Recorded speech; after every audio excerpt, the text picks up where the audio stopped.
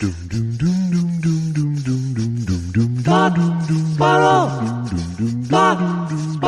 2 Jews, 2 mics, 2 hours, starting now. Can you close it for me? Thank you, sweetie. Wow. All right. Things seem kind of cranky there today. Well, it's not. It's just I just can't stand when. Well, she's not. No. It's not that. It's like I can't. The more I talk about it, it's just going to be ridiculous. It's just like you're in holiday mode, and all of a sudden, you can't find something, and oh my God, I wish I could turn it into an interesting anecdote. How did your meal go? Did your meal go good? It was okay. It was, I would say my roast, while temperature-wise was perfect, was a little tough. Oh, wow. But why is that? I don't know. Just that, Oh, look what I got. I got new, can you tell us? You probably can't tell. Were those in your stocking? Nice. Were those stocking stuffers?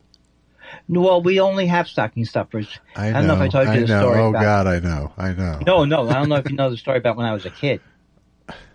And do you know the story? If you know the story, I'm not going to repeat it again. A Jewish child's Christmas in Queens. But just remember, much like the Rosebud thing. Give it a shot is your Rosebud. Right, I understand. give it a shot. But we did learn. We did learn, and don't think I haven't gotten more enraged about your role in this, which is not your role. We weren't even there when I was a small I was child. not. So you really can't. It's really pushing it to say that. But I feel it's my duty if you're going to keep holding this up to me over the course of a decade. What is it your duty to? That I can only at this point mock it. There's nothing I can do. Well, no, that's true. But here's the thing: people who don't follow the story like we do, which means you don't follow it, and you just, if I bring it up. I'm not going to talk about the times when I've had tears, when you made me cry. Yeah. Remember that? I said, no, don't bring it up again. I wish. All right. So here's the evidence that we compiled since the initial thing, which your thing was always based on. What do you think it's like you're not a Christian, so you think you're just throwing up a stocking on the wall. But now we've established that I had a stocking with my name on it. Right.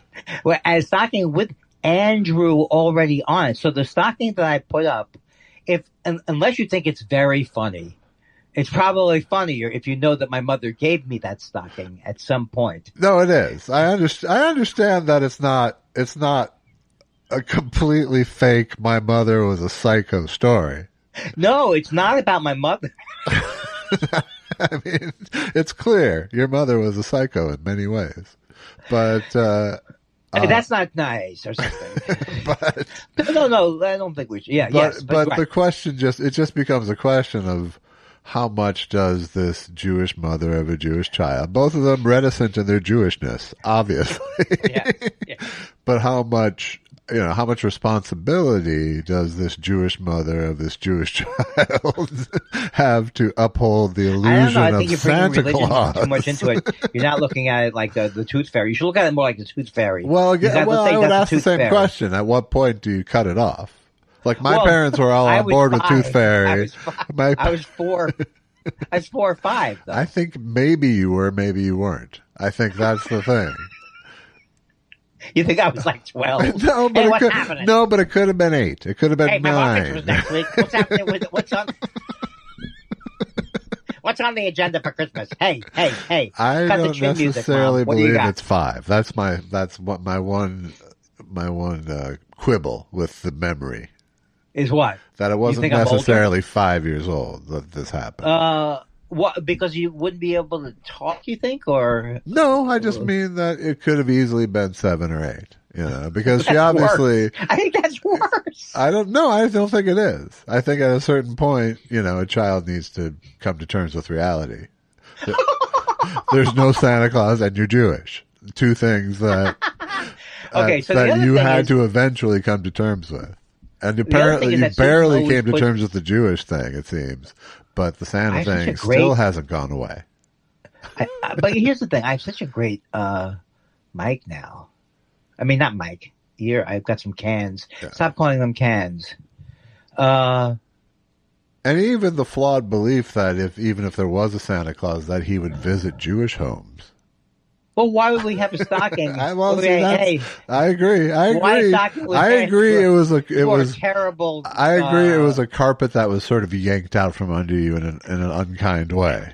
Hey, she There said, was a way to let you down easier than give it a shot. I will give you that. That's absolutely true, and I wish. But there's a way to recover from it as well, I believe. Well, but here's the other part of it: the lore. Here's the thing: we had lore that went along with it because Susan used to put a apple on the bottom of my stocking every year because of the tradition that my mother's stocking had when she was a little baby, and she always put an apple. Now, how would I know there was an apple in there? I wouldn't know it from a documentary I watched about that. I would know it from the actual experience. But the main So your thing mother grew up with a confused absolutely, identity as well, a Christmas Right. celebrating Jewish house as well. Well, she also hated being the only Jewish family. I understand that. In Yeah. Mamaroneck. Sure. She hated it. Not like I grew up with a lot of Italians and Jews. Sure. Italians and Jews. What did I know? Tommy Mare.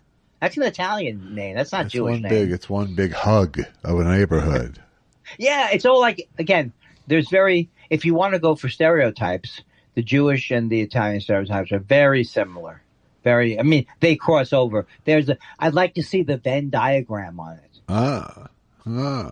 Is that another way that we use words now that don't say anything more about it, but they make it sound like there's more depth to it? It's like a Venn diagram. First of all, it's not a Venn diagram, is it? I find a Venn diagram to be a particularly good piece of visual information. Oh, okay. So you're saying, you have a big graph. You go, here are Jews, and here are. No, that's not the way to do it. Don't start with the groups. How would you? Well, I mean, if you did it with Jews and Christians, it would pretty much overlap with the one God, and then Jesus would be outside the circle in the Christian thing. I love the way our knowledge, of course, my knowledge of religion is so much vaster than yours. Of course. Right, because of all of the study I've done on it. Yes, all the considered training your father gave you, for example. Okay, now repeat after me. There is no, there is no, there is no. There is no, there is no. There is no God. There is no God. Yes, say it again. Then he would beat me with the apple from the stocking. Right. Like a code red. Why is it so important for me to have had a hard Scrabble upbringing? I don't know. I mean, maybe you just needed to explain why you're so tortured now. That's true. But I think I did watch. I think I have family over, so it's very hard to watch all of the events that you would watch. If it was just if I was just a boy and I had no family and no other people, I would probably watch all the football games. And I think there was was there one that was very exciting? What was the one I saw that was well, the Bills one was pretty exciting. They didn't win, but that was a good game. There was a lot of back and forth there. And I was very happy to find out that Pittsburgh lost. I mean, that's a good day for me. Here's what my cousin, no, he's my nephew, texted me about 8 o'clock last night. He goes, Jets. Right? Yeah. Did they win? No. I thought that's what he was doing. No, they lost by an extraordinary amount that he was pointing out and sarcastically. All right, go Jets. Am I right? They lost to maybe it was New England. I don't know who they played. To a Girl Scout troop. I don't want to say the Jets have problems, but. And was your Christmas, in fact, delightful and filled with? It was. I'll tell you why. Because Jewish delights. Oh yes, because I went to the pavilions, not the pavilions. I went to our nearby Ernie's grocery, that specialty grocery. Uh-huh. Okay, that's nowhere near that one. Do you want to start over so I could get a clean Yes, edit? yes. I went to the grocery store. I went to Ernie's, my favorite. But the thing is, I got the prime meat again. Yeah. The prime meat. Oh my God! So we had what sort of meat though? A prime rib. Yeah, that's what I did. Prime rib. Was that? I did that as well. A prime rib. Right. Well, yes. Well, okay, but not choice. I'm saying. I understand. Right. Thus a prime rib. Okay, but ours came out. I saw it. He cut it and he tied. Susan does a thing where she has it boned and then the thing's tied. Uh-huh. You know what that means? Yeah. All right. Is that what you do? I didn't need to this time. I think we were mocking you at some point during the week. Oh, I wonder. Well, that's good. The image of you that I've portrayed is that you, if I said to you, hey, Susan, someone told us about an air fryer. You go, I wouldn't let my dog have an air fryer. We know that you are a food snob, or you might be saying, you're just telling the truth. It's you're so not true that teller. I am a food snob. That's true. My whole theory of food is the opposite. The simplest way to get to something you like. Right. That's it. I mean, I understand that you have that the two of you have this vision of me as the snob of all snobs. But, right. But the snob, tutti snobbo. But I absolutely believe in the best ingredients you can get. Right. But I'm not chefy about it all. I think you're mixing up the Gillette. I think you're mixing up the best a man can get somehow with the ingredients of food. Really? You think? That was a good aside. That was a good aside. Glad you're listening to what I'm saying. Exactly. You piece I'm of a piece shit. of shit. Yes. I heard you. It's almost better when I tease it out. If I can tease out words that might not have been even there. What do you mean I have a very small penis and it only works intermittently? First of all, let's put that aside. When my penis did work, it was really big, and it was glorious. I'm told it was feisty. It was feisty. I am so far from caring what people's image of me. I know that when we started the show, there were a lot of women who listened to the show because they were attracted. But this is what one of the funny dichotomies about the Andy Kindler experience. Yeah, is there you will completely eschew any embarrassment about, say, your penis working. I shouldn't have done that. That was a mistake. And yet you will protect your ego about like what band you like. I will protect my ego about what my concept of God is that I can't explain, but I do not want it to be insulted. Yeah, that's the third thing. Oh, that's another thing. There's so many, you could almost say it's like going into a minefield. You're a trichotomy. Is that 3? Yes, it is. But I don't know if that's a word, though. But it isn't a word. It is not a word. Thus my clever face when I said it. But Susan has one of these thermometers that stays in the thing, in the prime rib, while it goes outside of the prime rib. It goes outside of the oven. Yeah. The problem with that is it makes you have to sort of crack the oven. We don't like that part of it. Yeah. Oh, you mean just even a little bit? Yeah, you're still letting heat out of the oven if you're. Get the fuck out of here with that. Now I'm going to go tell her that right now.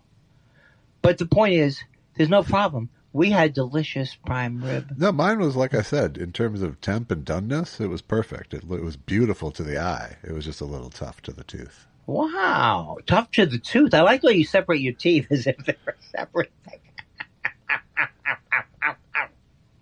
Okay. So,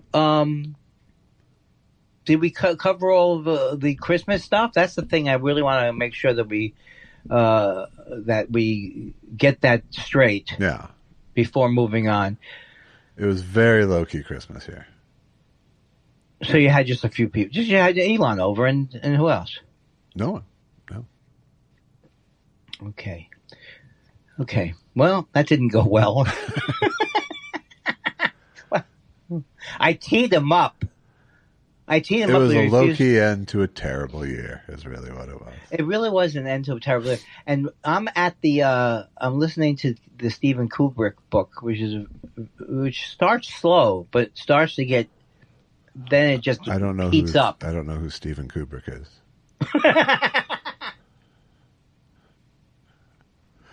There is no Stephen Kubrick. Oh, okay. Stanley, I meant Stanley. I understand now, okay.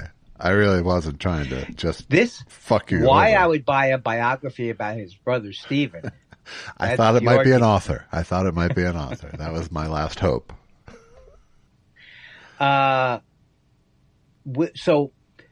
I'm at the part of the Kubrick book where he's getting into the doing the Doctor Strangelove. Oh yeah, and it just starts to, you start to get the same fears. The fears come back. I mean, they really thought the world. I mean, I thought the world was going to end because I have severe OCD, but I could make the argument that the OCD is worsening something that looked like it was going to happen. Like, it looked like the world was going to blow up. Right. Well, I mean, at the exact same time that movie came out, Failsafe came out, which was just like the non-comedy version of the same plot. Oh, I see. And Failsafe was that And what happens? That we die at the end? I've never seen Failsafe actually. Oh, Failsafe. But just the tenor of the times, if I could use that word, was everybody was freaked out. Yeah. And so he was actually, well, there's a couple of things about Kubrick that I didn't know. He didn't after a certain amount of time, he didn't fly. And he first had actually trained and became a pilot.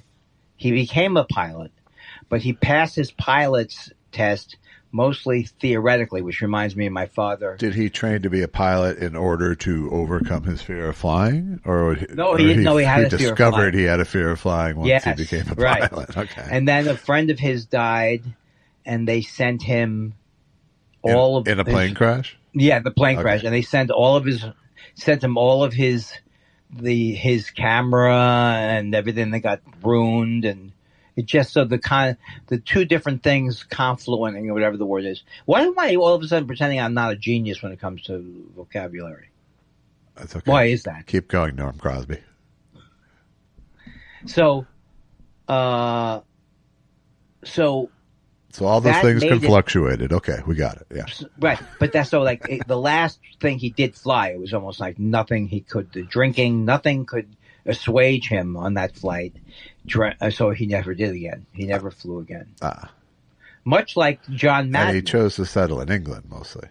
He decided to, and the thing that I didn't realize was that that there was just a sexual atmosphere of movies. In other words, like both titillating, right? Titillating movies with nudity or whatever, but just in general, there was a big uptick in the when he made Lolita, but just in general, there was a lot of movies then that were pushing the sexual revolution going on, my friend. That's right. That's what we preferred to call it later. But was like, I got to see naked people. But that wasn't true of the, I'm getting into tricky territory here because I really don't know enough about I don't really understand really what the Nabokov book was.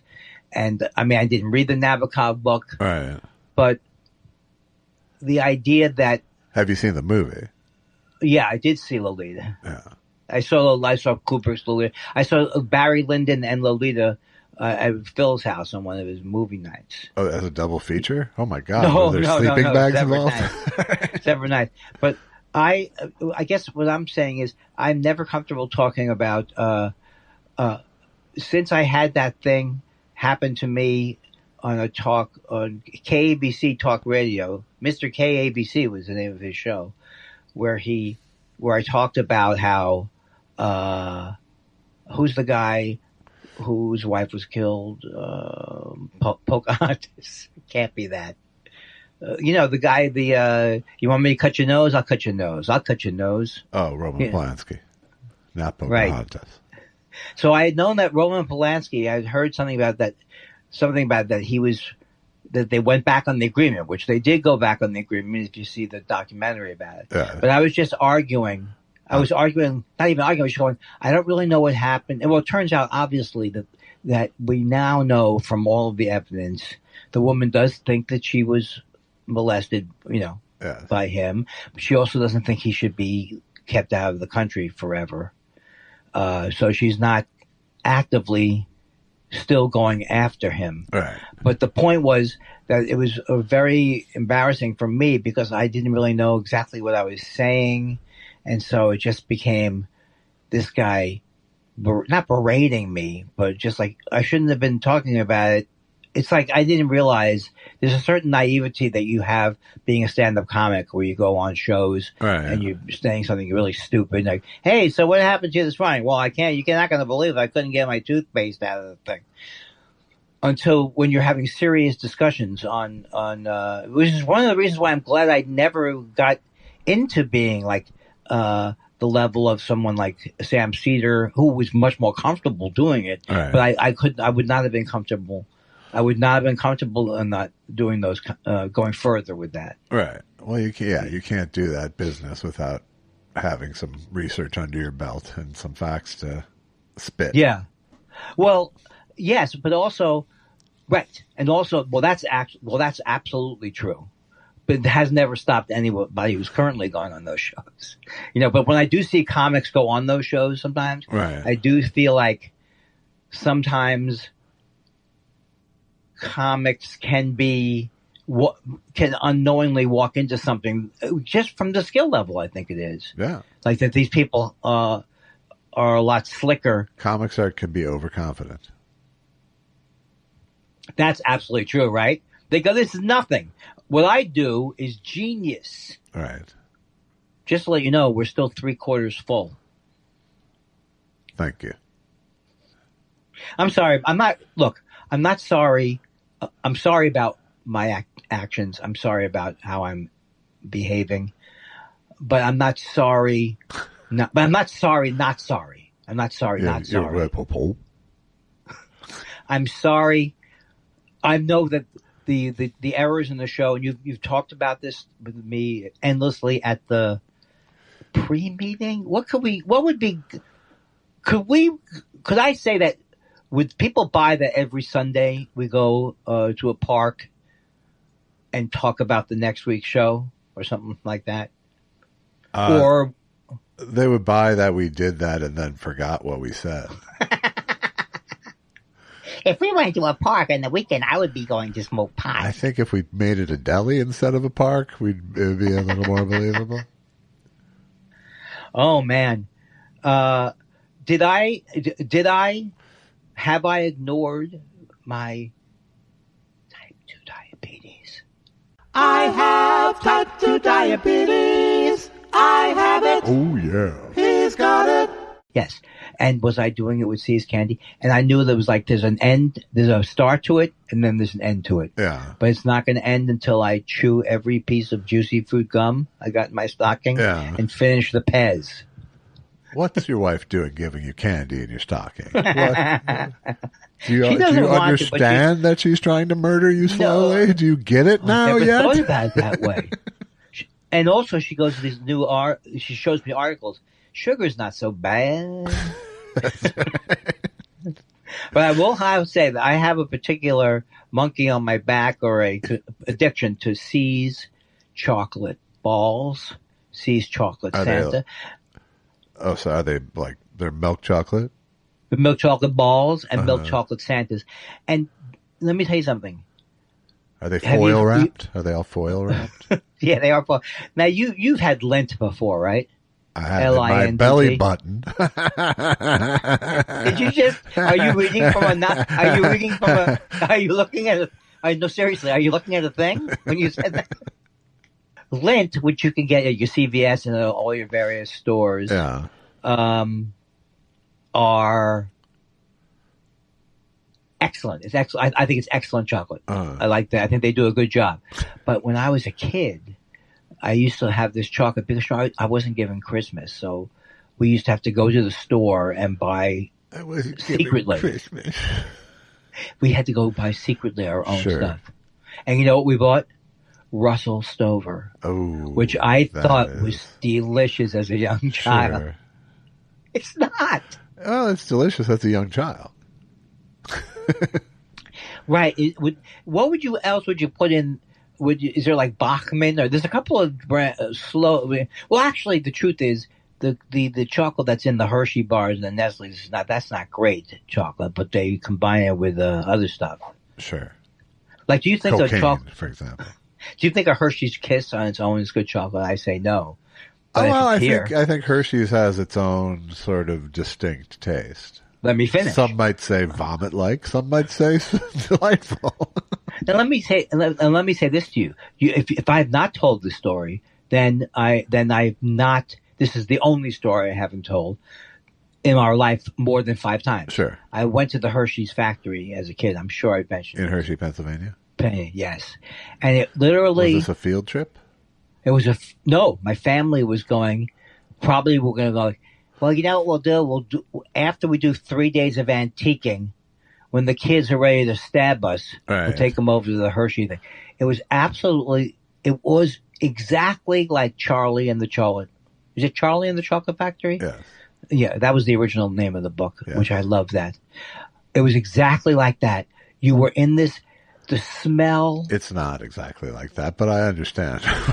No, for me, my the sense of wonder was a small Jew visits a small Jew has chocolate.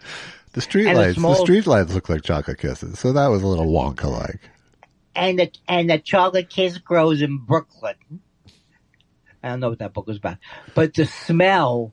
I mean, it was like one of the only times where I was like, "Have I been kidnapped into a good family? Yeah, into a happy family?" Yeah, because this was like, who wouldn't want as a kid to go to Hershey's, and who took them? My parents did. Wow. And then the other how time, did you ruin it? No, there's no ruining. There's no ruining. But that is the essence of it. You even ruined Hershey, Pennsylvania, Andy. What do you think of that? And that was chocolate. You ruined chocolate itself.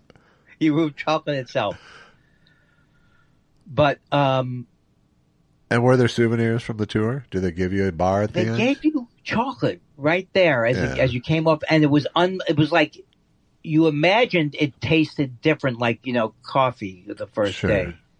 Well, the thing is that candy does grow stale. You ever like get like a super fresh version of candy and go, oh my God, that gives to the tooth so well, and you go, that must be super fresh, and you go, I've been eating only shit for the other part of my life. I've been eating stale version of this same candy. That's true. Now let me tell you something. Not only do I know that, there's another story, and I know Peru. Do you think Peru's, when Perush is perusing, Perush, do you think he starts the first time he hears the new show, and then he sticks into the algorithm? Or, I don't know, God damn it, I forgot what I was gonna say something great. Oh, I'm sure. Oh, yes, okay. When I was in a cover band. Now, do you know the name of the bands I was in when I was in rock bands? You were in, I know one of them for sure, which was Transfusion. Now, you understand, it's not a heavy metal thing. No. Nor jazz. We're going beyond what? Now, we're going beyond fusion, back to top 40. Well, no, here's what happens. What I think happens is, this is how a trump gets formed. You feel so horrible that you want to be a jazz fusion player that you convince yourself that you've gone beyond it. You already have a new form of music, right? That's a little bit of Trumpy. That's a little Trumpy there. Theory-free jazz. So, what happened? I was in a okay. Now there's other bands too. This was the worst name we came up with was, and I still can't believe it. Merging Traffic. Ooh. So, how out of it do you have to be to forget that there's a group? You Traffic. start off looking for a name, no, right? You sound like a tribute band already. Well, no. I say when You you could have first called yourself start, Low Spark. I think are you talking about Sparks? No, I'm talking about the Low Spark of High Heeled Boys by Traffic. Oh, okay. That's right. So you start out, let's say the first hour of naming, someone said, how about merging traffic? There already was a traffic, stupid. Yeah. We would have said that, right? But now it's 7 hours later. 7 hours later, you've tried every other name, and now you're merging traffic. You don't even remember there's traffic. So that we didn't stay with, but we did stay with the Visitors. Uh-huh. That was one of the... Nothing really wrong with the Visitors. Nothing really wrong. I saw someone in some band, maybe it was Counting Crows. There was that doc. Did you see that doc about Counting Crows on HBO? No. Wait, Counting Crows. It's pretty good. Oh, no. Pretty good doc. I wouldn't have normally thought to watch that because I wasn't a big fan of their music. Yeah, Were you a fan of their music? No, that doesn't matter when it comes to music. Is there a lot of Kate Hudson in it? No. Wasn't she with the Black Crows? That's not the Black Crows that I'm talking about. Okay, here's why I know that I will never watch what you're saying. I kind of despise that group. Like, I can't stand them because I've heard that song that they keep playing over and over, one of their hits. Which one? Long December? Way down here. Way Round back here. And Beth Einhorn loved Round them. here. Something radiates. It's to me. But it's no, I mean, like, but you'll also. I think. Hoochie. But I think you'd like the doc because it's about him dealing with mental illness and that's different. And kind of. So, if I mixed him up, and this sounds somewhat as if there's a racist tone to it. If I mix him up with Hootie, that's bad. That is bad. Yeah. That is bad. Is it racist or just stupid? Well, I don't think he's black, first of all, so it's not really racist. I thought he was black, the Counting Crows guy. No. He did have dreadlocks, but it's not because he's black. So here's a guy who I should have said, "Oh, there's a black guy. Maybe I'll like what's happening." There was nothing. That wasn't even a chance. Well, now you sound even racist. With that stereotype. You sound racist. Even with that stereotype. Hey, it's a black guy with dreadlocks. But my initial point of bringing this be? up was him saying that every band name sucks till it doesn't. Well, that's true. Yeah. I hated the name Led Zeppelin until I listened to the audiobook. Yeah. Because someone went, it's got Keith Moon or someone, it's going to go over like a Led Zeppelin. Uh-huh. And then the fact that they didn't spell it L. That's how much. Did I ever tell you about the Beatles though? Because this is something I have not. What do you think? Where do you think their name came from? Beatles. Well, it's clearly about an insect. No, stupid. What? I like the stupid guy who thinks he's getting over with more of his stupid stuff. I'm so happy with how much power I have. Over who? I have plenty of power left, Susan. I mean, it's very good. I apologize for my meltdown, bad behavior. Meltdown. Yes, that's true. I'm going to kill both of them. I'm going to kill them. I don't need to be married. Why doesn't my have a sister? You know. Was that good or is it creepy? Keep feeding me candy. You know what's worse though? No. Okay. So when you violate your rules of the diabetic road, do you suffer in any way because of it, other than the anxiety of knowing you're being a bad boy? But is there a physical toll that you pay for eating a lot of sugar or anything? I have not noticed that. But then I don't want to get like crazy and go, well, that's going to continue that way. Yeah, I'm not trying to give you a pass. I'm just saying, I'm asking out of curiosity. I've noticed it just in terms of like but that didn't even hit my stomach. I had none. I've had nothing where I go, oh, I got to cut back on that. So no, nothing. I feel like I'm Superman. Wow. Actually, and I weighed the low. I woke up during the holidays, 146, 144. You woke up and weighed yourself? Just shut up now. Shut up now.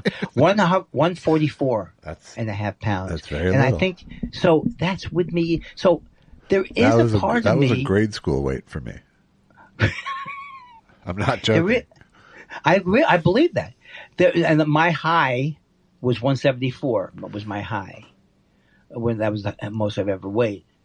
But the thing about it was, part of me was like, have I figured out? Are they wrong? Is it the metformin? Can I just keep going? And of course, I know that that's not going to be. Well, first of all, you start to get the Jones. You start to see the addiction to it. Right. Pretty quick. It's very addictive. Sure. Right? But you don't. So now I'm back I'm going to go back to my regular thing, which is going to be fine, I think. But your regular. See, here's the thing. Your regular thing. I don't know what I'm saying, Josh. You know I don't know what I'm saying, and you're torturing me with it. Okay, I'm sorry. I thought I was having a conversation, but with a normal person. No, here's what I do think, though. On a daily basis, when I get a sweet tooth, I can go for the keto, right? And I could do that. But if I'm going to go out to a restaurant, a nice piece of fruit.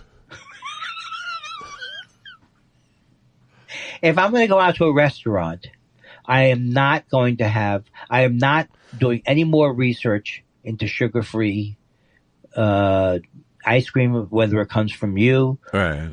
I'm going to have a nice dessert when I go out and have dessert. And so I'm almost 100% convinced that will never be a bad thing. Well, it's easy to find out if it is because your numbers will go fucking crazy, or right. Or and I was wondering what my numbers were like here. I was wondering it, but I don't do the. Yeah, but you can if you want. I can if I want. But it goes back to my question of, do you pay a physical toll for doing those things? I would think that if you're not doing them constantly, that the medications you're on are sort of built to counteract that kind of behavior. It's not like everybody fucking behaves, Oh, when so they go on diabetic like medication, The same way I'm on a statin to counteract my barbecue problems. I didn't know. Have you told me you were on a statin? I don't before? know. I'm on a very low. I I'm on the. have.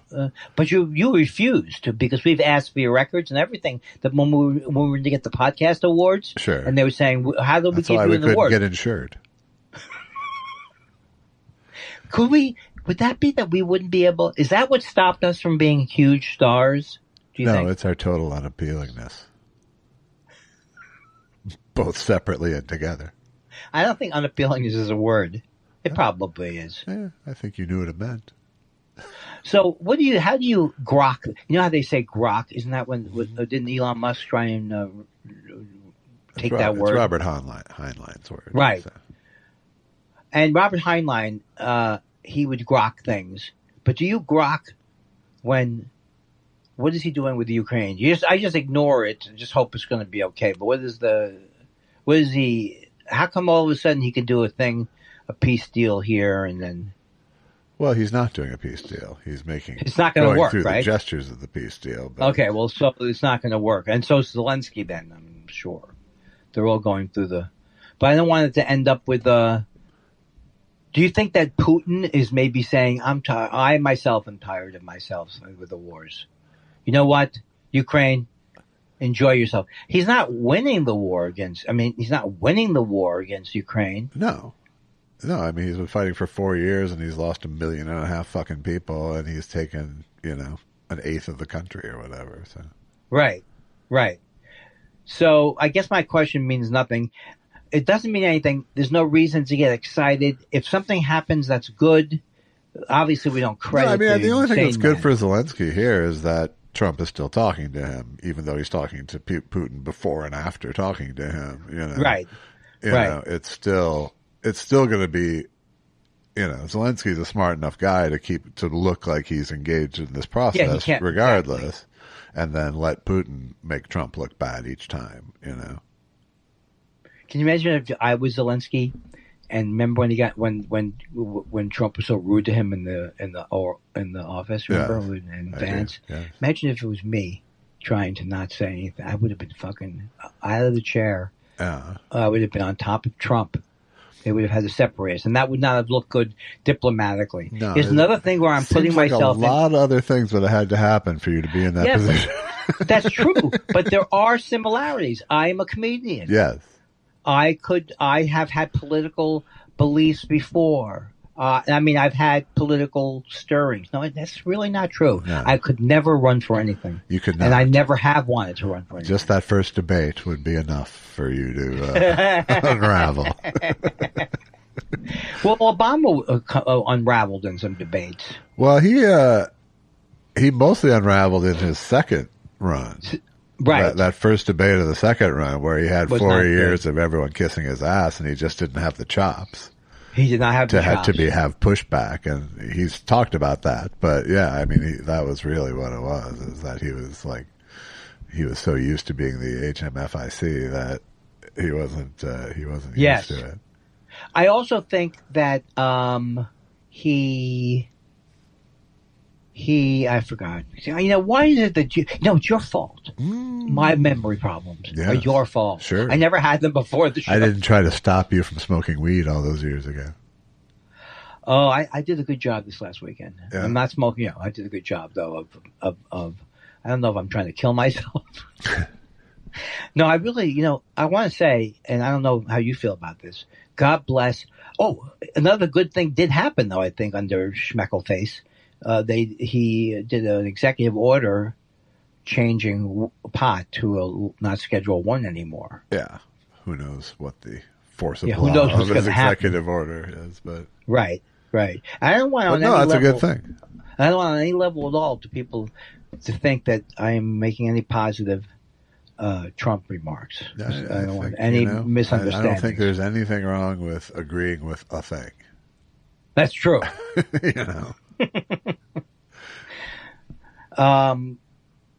So, we talked about the Baltimore one. So I'm trying to think, is anything that I watched or anything like that?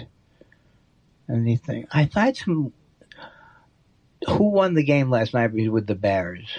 The not Bears, the Niners. Oh, the Niners won. Yeah. Okay. I really like Caleb Williams. I'm worried every time I see Sam Darnold, I get nervous now. Yeah. Why? Because he throws interceptions in the postseason sometimes. Yeah, that's why he's not with the Vikings anymore. No, but he's with a team that's motoring along. Right? I know. And the Seahawks. Well, I don't know why you have this emotional stake in Sam Darnold, but because he's an ex-Jet. Sure. And so I still, for something is still and cracks me up. And yes, you wish such ill on other ex-Jets. Like who? Oh no! First of all, Aaron Rodgers. I just want to say to Aaron Rodgers, I would root against him if it could make my life. If the doctor said, if you can just hold on 2 more hours by hating Aaron Rodgers, I think we'll have another heart here. I think I could do it. That's how much. That's not. Yeah, well, that's not that's much wrong? of a challenge, really. Well, no. The question is could you stop hating Aaron Rodgers for 2 hours to get to the heart? Well, I don't like when you compare. Like, if I see, like, someone told me, and maybe you told me this. You said it was a good movie, Jay Kelly, right? Was that you? No. I mean, I didn't think it was terrible, but Bruce Smith said it was good. That's right, because he's still in show business, and it's about a manager questioning his dedication to a client. So of course he likes it. No, he said that. What he's saying is he related to Adam Sandler, Andy. That's what he's saying. Well, I don't know. Is he Jay Kelly or is no? He's George the Clooney manager. Jay Kelly? Adam Sandler is the manager. Right. So he's saying that he thought Sandler. I wouldn't think Sandler was so bad in this. He thought Sandler was pretty good in this. I can't say what you can get past or not, but he wasn't the bad in it, Right, but is he a major part of it? Yes. So, first of all, why did they name it Jay Kelly? Isn't that like a name we've heard a million times? Kaz, how do you name someone? It's like name someone. But Biff. I think that's the point. It's supposed to be about a guy who's a household name.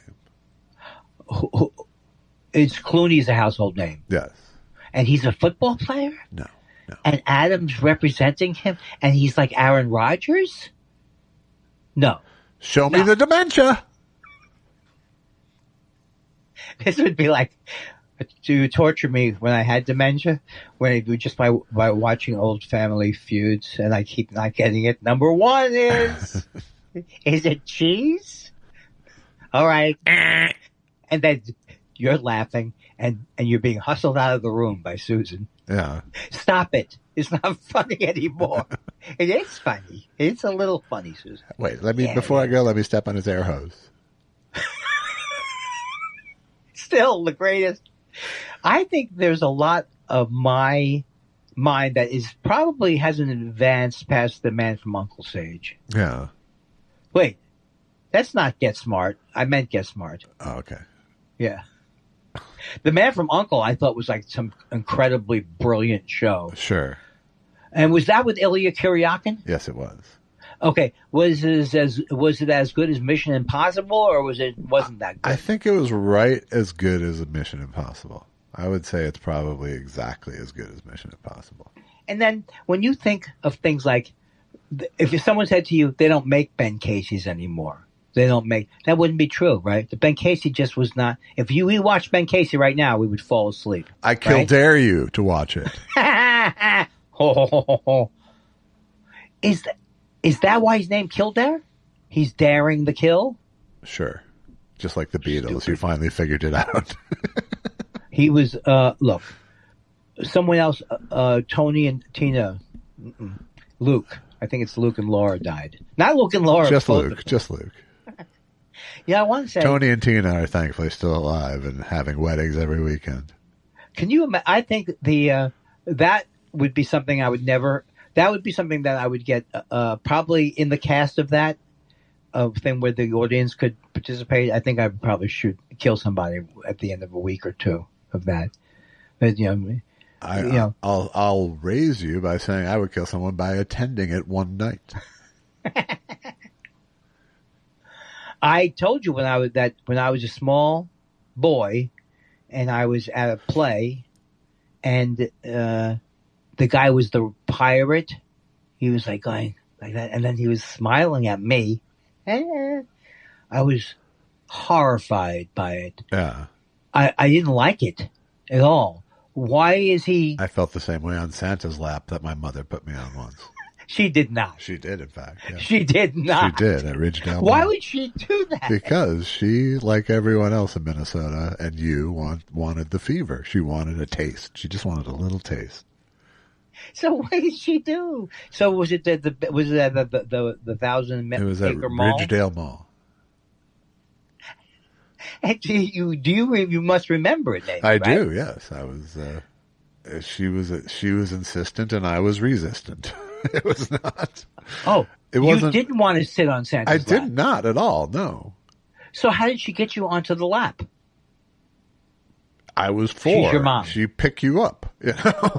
And so, do you remember what he said to you? No, I don't. But do you remember? Did you ever say to him, "Look, it was more this about is fine. getting the photo. I know you're a fraud." Well, it wasn't part of my. I mean, I was already like, we had Hanukkah, so it wasn't like Santa meant anything to me. Like I knew who Santa was. She wanted the picture. She wanted a picture of her. She was jealous of other people with pictures of their kid on Santa's lap, I guess. I don't know. It could, it's very possible I insisted and then backed the fuck out at age 4. It's very possible, but I don't think it's the case. Because I didn't think I was going to get anything from Santa. You know what I'm saying? Right. Like there was no win in it for me. Well, the thing is that your mother, it's here's the other thing. For your mother, it was also delayed gratification because she could only know once the picture was developed whether it would be like this will be a classic. Yes, exactly. At you know where this is gonna kill at Pesach. Wow, Josh. Now I see why. It's It's a different scar than you have, a different Santa No, scar. but that's why. Now I see why you hate. You have no sympathy for me because for you it was the opposite. No, but I actually loved Christmas because my friend Craig would get all new toys. So like we could, the two of us, I'd get the early rush of toys. Right. With Hanukkah, and he'd come over to my house, and then Christmas, I'd go over to his house and play with his new toys. So. Well, I always thought that Hanukkah was a bullshit holiday, and that all the toys thing was just to compete with Christmas. Well, it was. Right. So, but your family went all out. Yes. I never had a Hanukkah gift. Well, see, that's where your parents flopped. Fucked up. Yeah. I mean, they should have replaced Christmas with Hanukkah rather than defaulted to nothing. I think it was intermittent. I remember a dreidel. You'd have a was dreidel there a one year. latke occasionally or something? Well, there was because my grandpa Sam made the best potato latkes. He was unbelievable. When you remember your grandpa Sam's, he did two things I loved. When he would make salad, he would chop it up very finely, like a chopped salad. Oh, I loved that. Uh-huh. And he made potato latkes that were to die for. His pancakes were unbelievable. Oh, we had caviar this last week, and caviar. Good caviar, like high class. I don't know. We got it from Costco. Okay, how do you know? Okay, I was interested in getting good caviar for 1 second, but then I didn't want to spend the price. Sure. But if you did, what would you do? Where would you go that it would be good? Maybe Bristol Farms or. I know, like Gelson's often in their seafood section will have a few little jars on ice or whatever. But how do you, as the consumer, go in? I've never bought caviar in my life. I don't like it enough to go down that road. My brother once had it seemed like a barrel of the most expensive caviar, and we were just shoveling it, shoveling it, and shoveling it, shovel. I've had really good caviar, and it was in fact really good, but it wasn't like a thing that I wanted to chase. No, you don't want it to chase. But if you're in this rarefied air that I am in, I just happen to be blessed by having a rich relative. God shined his light near me. Well, no, and I've told you this a million times, and why would I tell it again? People are wishing my mother a happy birthday. It's my mother's birthday. No, it's not. It's my sister's birthday today. It was my sister would have been an aggravated amount of years old. Yeah. So everyone is coming in. I don't like this family loop that I'm on. I'm on a family loop with my cousin Margie, and she's a conservative rabbi. So I get these. You get Yortzeit reminders. It's the 17th Yazit. Yortzeit. It's Herman's Yazit. Yortzeit. Stop saying Yazit. It's stupid. It's stupid. What does it mean? It means in the Jewish religion, Andy. Yeah. On the Jewish calendar, not on the the Western calendar. Right. On the anniversary of their death, you light a candle in their memory. Right. And you say the Kaddish. Yeah. Once a year on the anniversary. Oh, you try to stop me. You try to limit my Kaddish to once a year. You try it. What was the Kaddish for the people who died? Is that what it Kaddish, is? Yes. Okay, and it goes, V'yishkadei, v'yishkadai, v'yishashom. V'yiskadai, v'yiskadei, v'yiskadu. Come on, give it to me a little bit. No, I'm not going to, because I'll have to waste saying the Lord's name in vain. And do you spell God?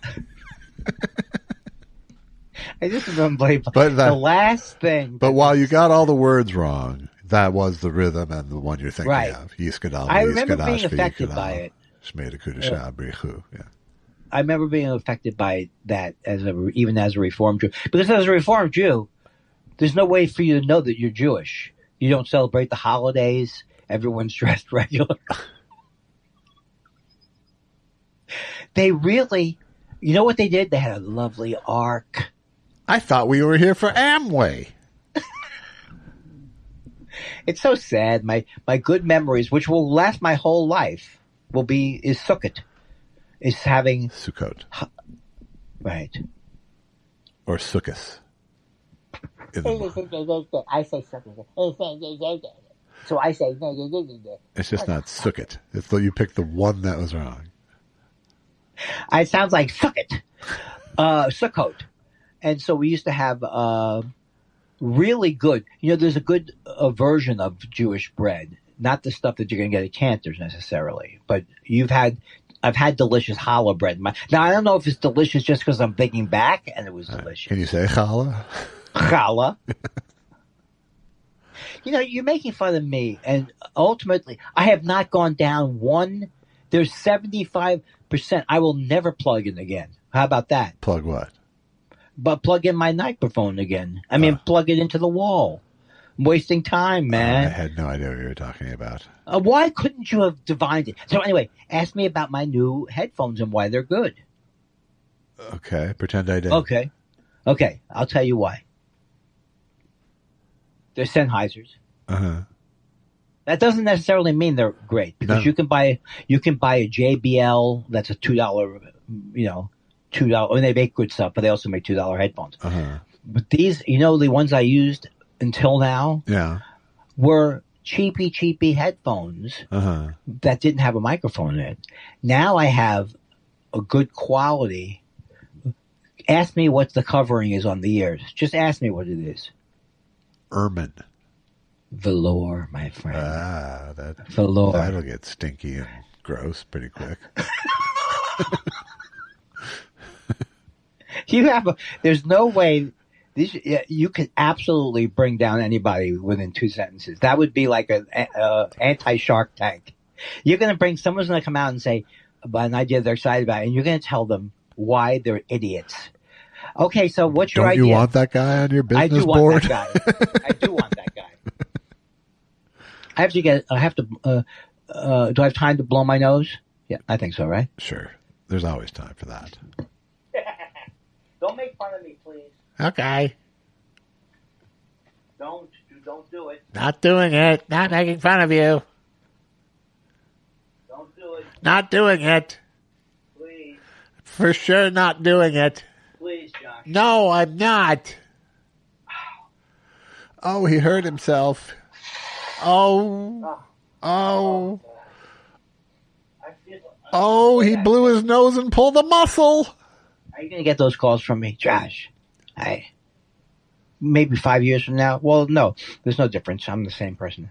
I got to pull up my thing. I got to pull. You as my proxy have to be on guard every minute.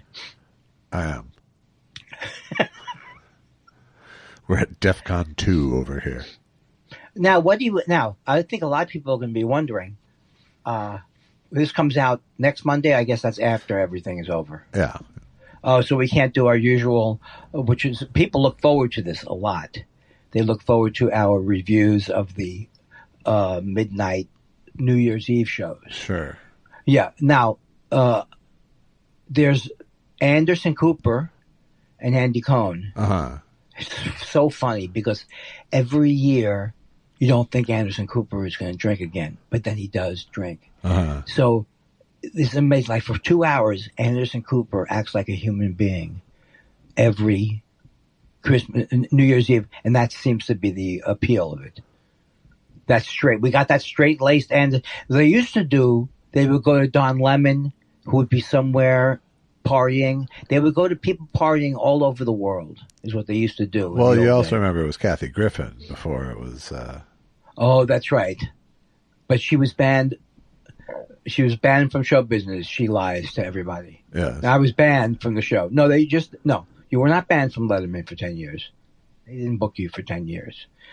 I could have said I was banned from certain things. I was banned from Conan, but that's actually a true story.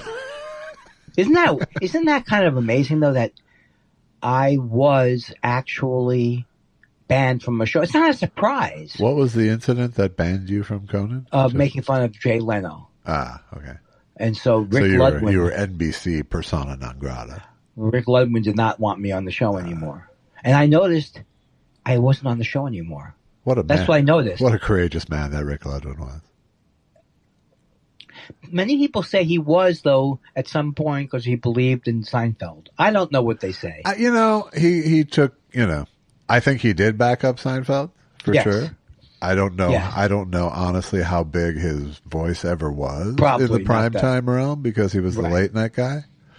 But I worked with him. I mean, I worked with Rick when I was at NBC Oh, as, you the, never as told the head me writer this. of Later. Yeah. So he was mostly good to me. Right. But do you think if He you got, were he got pretty mad at me when I put the shitting donkey on. But what can you do? Oh, But Leno saved me. So. how did Leno save you? Because he thought it was hilarious, and at his rehearsal the next day, he goes, "Show me the donkey again." Oh my God, that's just so terrible. It's all terrible all the way. That story on every level is But that was as terrorizing. close as I ever got to being in trouble. Is don't do that again. Like, Right. how could I? Yeah. Really? Well, did you show a lot of the shit? I Or- showed the fire hose of diarrhea spraying out of the donkey around Greg Kinnear's dressing room while we were filming a sketch where he wasn't supposed to shit. Oh my God. But it was really just a remarkable visual, and the only thing that makes me spontaneously laugh, like your pogo stick thing, Is that? I laughed for days and days because it was his actual dressing room. It was like the result of this last Did you minute really donkey booking. ruin? And you ruined his. Like it went all over his dressing room. Oh yeah, no, there was guys in hazmat suits cleaning up his dressing room, and it was just like the funny never stopped from it for me. Oh, but he didn't think that was fun. Or No, did. he did not think it was funny, but he thought it was funny enough to show it on the show But was it because it was mad? so spectacular. Right. So he wasn't against any of it. He wasn't thinking your head would roll. He didn't blame me, no, because he was the one who was like, "We need a cold open." I'm like, "All right, I wrote this." And then last minute donkey booking, and Last minute donkey. that was the whole thing. That's what made it so funny to me. Is the guy was like, "Well, if you book them in advance, we don't feed them in the morning." Oh my God! I remember. I'm starting to remember because I'm not a fan of these kind of stories No, because but- they deal with areas that I Sure. don't find to be Sure. either attractive or I don't think it's not But necessary. the look of terror on Greg's face as he saw it happening, as he tried to escape the room, made it beautiful. It was just glorious. But when it was going on, you weren't. See, that's the difference between me and you. When it was going on, well, first of all, I don't like shit humor, but I would have been scared. My job's on the line. No, I wasn't scared about my job because how could What are they you gonna do? peg it on me? I didn't decide where we shot it. They decided that they were going to actually use his real dressing room. I just wrote it as his dressing room. I'm surprised there aren't more dead people on talk shows. I mean, with bits. Well, not that one. That's not going to kill anybody. No. But there's always something. Like when I watch the Real Housewives, they're going to get. It's like they're going to be killed at some point. So there must be relying on their insurance or something like that. But so they'll have them do not heroin, but they'll have them do acid or mescaline in Amsterdam. Really? Yeah. I've been one of the things that YouTube has brought me to recently is apparently there's a slap fighting league. Oh my God. And it's literally, it's as if it's arm wrestling. It's two people like at a podium. Oh wow. And they take turns just falling off and slapping each Wait a other. minute, and they're not allowed as hard as to. they They're not can. allowed to guard it. There's no defense. No, it's just can you take it? How do you win? By taking it? Yes, by taking it. You don't get knocked out or pass out. I told you about the chest. And thing, it's men right? and women, and it reminded me of Wild Bill Bauer. Yes. Yes. He used to have this big long bit about a Russian roulette contest, like as if it was a sporting event with play-by-play announcers and stuff. And the funniest line in it was, "They seem very stressed. You can't blame them. They're playing for over $500 in prize." That's funny. And that's what the slap fighting arena It reminded me of Bill Powers' That's Russian so roulette good. tournament. Oh, man. Unbelievable. Unbelievable. So are we convening on Friday, or is that too close to the holiday for you still?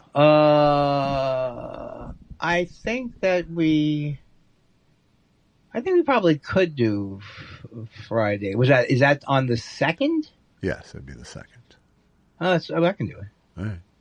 Does that sound good? It sounds good enough because it means I can just... We'll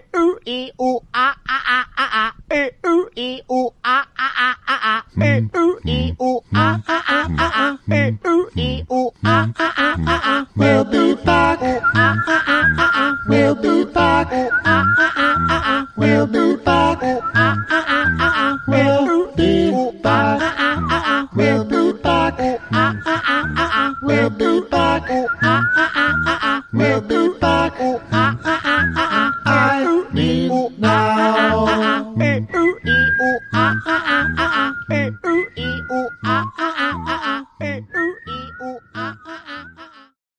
Happy New Year. Happy New Year to you. We're dressed similarly as if we were a blue man group, but gray man group. If we had a YouTube show, folks, you would see how funny this was, right? Especially since they're not really that much alike.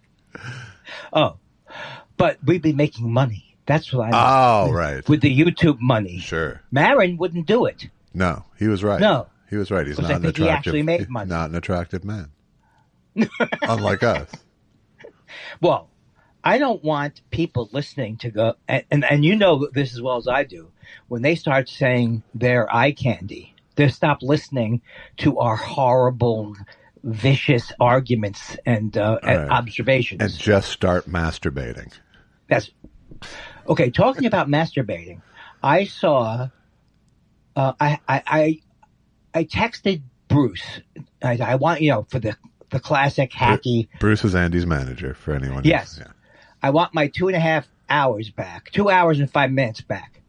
And of course, Josh pointed. Do you want to talk about what you're talking about before you launch into this? It was the movie Jay Kelly that I had watched.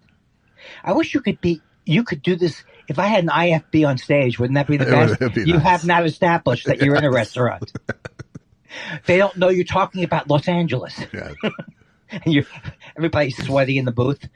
So I watched Jay Kelly, and then Josh observed that the reason why, I said to Bruce had recommended the film. He didn't recommend it as highly as I think that I rebelled against him. Right. Because sure. he was basically saying he thought Clooney was good and Sandler was good. But Josh pointed out that he probably liked the movie because the manager was nice. The manager's the good guy in the movie. Yeah. The manager's the good guy. And I had to tell Bruce that if I ever get a tribute, he better not reach for my hand like Adam Sandler did. Yeah. Or maybe it was Clooney did. I don't want him reaching for my hand. So that was less funny in the telling. So then I said to him, he goes, look, I said, well, I don't even really know. This is typical me. I don't really know that much about Noah Baumbach, which is true. Uh-huh. I said, I think there was a thing with Ben Stiller. I watched it on my honeymoon, but I was drunk. And was it something like Greenberg? Yes, it was, in fact, I think called Mr. Greenberg. I think just Greenberg. Greenberg. He says, I said, well, I'm not being mean. I'm really asking. I'm not being my usual self. He goes, have you seen The Squid and the Whale and Francis Ha? I said, I've seen neither. Uh-huh. So I did watch. So this is where the masturbation ties in because one of the characters masturbates. But it is an outstanding movie, and I really, really thought it was great. Now, have you seen it? I saw Squid and the Whale, not Francis Ha. Okay, and what did you think of Squid and the Whale? It was good. It was good. Don't say it like a Elvis Weinstein half thing. You have to go, that was good. Yeah, but it was like 10 years ago, so I don't want to commit too much. No, it was not 10 years ago. Why don't you say when it was 21 years ago, why don't you say it was in 2005? Wow. I'm just asking you to remember a movie you watched back in 2005. But you're forgetting about the 7 strokes I've had. The other night I was watching Anderson Cooper and Andy Cohen operate puppets. Yeah. And they thought it was the funniest thing in the world to say how one of the puppets looks like he had a stroke. And they just kept saying it. That looks like a stroked out puppet. Yeah. Isn't there any... Yeah. I could have a stroke. Yeah. I mean, for Right? us, I know people have on strokes. our small niche podcast, it's an okay joke. But Yeah. But to constantly go, boy, he really... And you say it once, fine. But as you... Boy, he really looks stroked up. It reminds me of my Aunt Gladys. you know what that means? Shitty puppeteering, as far as I'm concerned. Oh, that's exactly what it was. Exactly. They had actual Muppets. Yeah, I saw them in the promos. I didn't watch any of the actual broadcast. And, here's the thing. It's very funny to watch Anderson Cooper get drunk. But then... Is it, though? Is it? It is, because you don't normally think of him as getting drunk. Because you But hear him go... Yeah, that's the thing that a little bit bothered me this year was that, first of all, Susan and I feel like you don't laugh that way unless you're on pot. So we couldn't even understand who gets drunk and giggles like that. But I think it was from being drunk. I think he was getting the giggles from being drunk. Yeah. Because I can't imagine he smoked up before he got there. I do think that's just kind of his laugh, though, too. Yeah, but he couldn't stop. No, he wasn't doing who fake laughs in the world? There's a lot of fake laughers. Can't think of somebody right now. I'm pretty good at it, as you've learned. Well, you mean, what? You mean... So here's my question to you. Oh, good. Prefacing the question. Uh-huh. All right. Okay, you take that Noah Baumbach movie. Uh-huh. Now, I haven't seen Francis Ha and I haven't seen Greenberg. But you take that Noah Baumbach movie, written and directed by Noah Baumbach. Someone pointed out yesterday on Blue Sky that most people would have said Noah Baumbach would be the joke. But I went with Noah Baumbaum, right? So, why are either a joke? What's that? Why are either a joke? Because the word bomb is in it? Yeah. It's more like, I said, the joke was more like Noah Baumbach would have been more sense, but I went more like Noah Baumbaum. So either way, I'm not claiming it's a great joke. No, good. But the point was, will you stop going for the easy, I'm a moron take? Okay. You should appreciate the other guy's take, which is that he was like in the position of you. He's not you, but he is more clever than me. So he was just able to see, how does the guy miss? He's making a joke about bombing, and he goes baum. He goes baum. Yeah. So I thought that was a little funny thing that I appreciated, and who cares whether I appreciate it? But how does it go from that movie to Jay Kelly, which I don't see any similarities between them. I see that this movie was made in Italy. Why do you think it was made in Italy?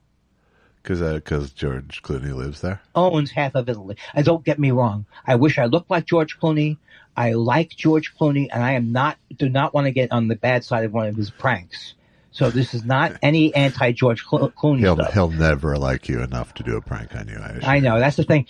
I even said to myself yesterday, Noah Baumbaum. I hope Noah Baumbach takes that in the right way. Why is he going to be looking at my fucking Blue Sky and going, I'm not using this Andy Kindler? Tell me the guy's name again. Andy Kindler. No more Andy Kindler. I call it Francis Meh. That's a better joke. But actually, I don't like Meh. Meh got old for me. Got old for me quick. How does it? I know. So in other words, sorry, Mr. Bomb. But it's like this movie has nothing in common with any kind of clever type of. Wait a second. First of all, did you see Jay Kelly? I did. Yes, we talked about it a few weeks ago. We talked about you having seen it. We did, and I told you but you I wouldn't like hadn't it. seen it. Yes, and I said you wouldn't like it. Okay, so I didn't like it really. But it was pretty bad, right? It was, and the Italian actors were over the top, and mostly it's just like what it was about wasn't interesting to me. Right, because it dealt with. Here's an interesting thing. Will you relate to when you were younger and on the set? You might do this, and you had a sexual thing. Every woman wanted to sleep with you, and you're making out with. I didn't even know what that scene was. Where he's making out with a woman. He wanders like Ebenezer Scrooge without any of the ghosts. Right? He's on his own. is not the Ghost of Christmas Past, but he wanders into these old sets, and he just kind of smiles, and it's creepy. The other thing they do is, it's not a phone call. I thought it was a phone call, but it's not a phone call. He's talking. All of a sudden, the person he's talking to, his daughter, is walking next to him. But in real life, she's on the phone. Why do I need that? Why do I need that in my life? Anyway, that's not the reason to not like the movie. And I didn't not like the movie, but I just thought like the Italian actors were like in a sketch. How can the Italian actors look like they're Chico Marx? Yeah. How is that possible? For the but that's change, and almost like the Italians were pictured stereotypically. And so my question is, was this not written by Noah Baumbach, or is this what happened? I believe it was written and directed by him. Well, what do you think? I mean, so I haven't made one movie, so no, I can't even say, Andy, why didn't you do some of your early work? It's not one of those Woody Allen. I liked your early work, right. But it was like, where do you lose the plot? Is it because you are now rich and you're in the world of the rich? Kind of. I mean, I think it's sort of the same thing that James L. Brooks started to write about rich people problems, and right. I mean, you definitely lose your sense of perspective, I think, after decades in show business. But yeah, and you can't, and Los Angeles. Right, and you can't say, and my argument isn't, why isn't James L. Brooks doing Terms of Endearment now? Because that would be a ridiculous argument. It's like, why isn't, well, it's not so much the same with Bob Dylan, but Bob Dylan will probably never match the output of the 60s albums, and nor do many careers have these. I think we're in a field where you can work late because it's not this had nothing to do about his artistic place in life, really. This movie, this was all about his ruining the way he's treated people and lived his life. Right, but only you'd have to be so handsome and known that you would sleep with all these people. Of course, you would sleep with all these people, and that's where I get stuck. I start going, boy, she's attractive. She's very good looking. Yeah, I don't understand what you're. In other words, he's visiting back this hot lady that he's doing a love scene with. And I don't know, you know more about directing than I do, but is the director supposed to be right there in the bed, 2 inches away? Touch her shoulder. This is, I know.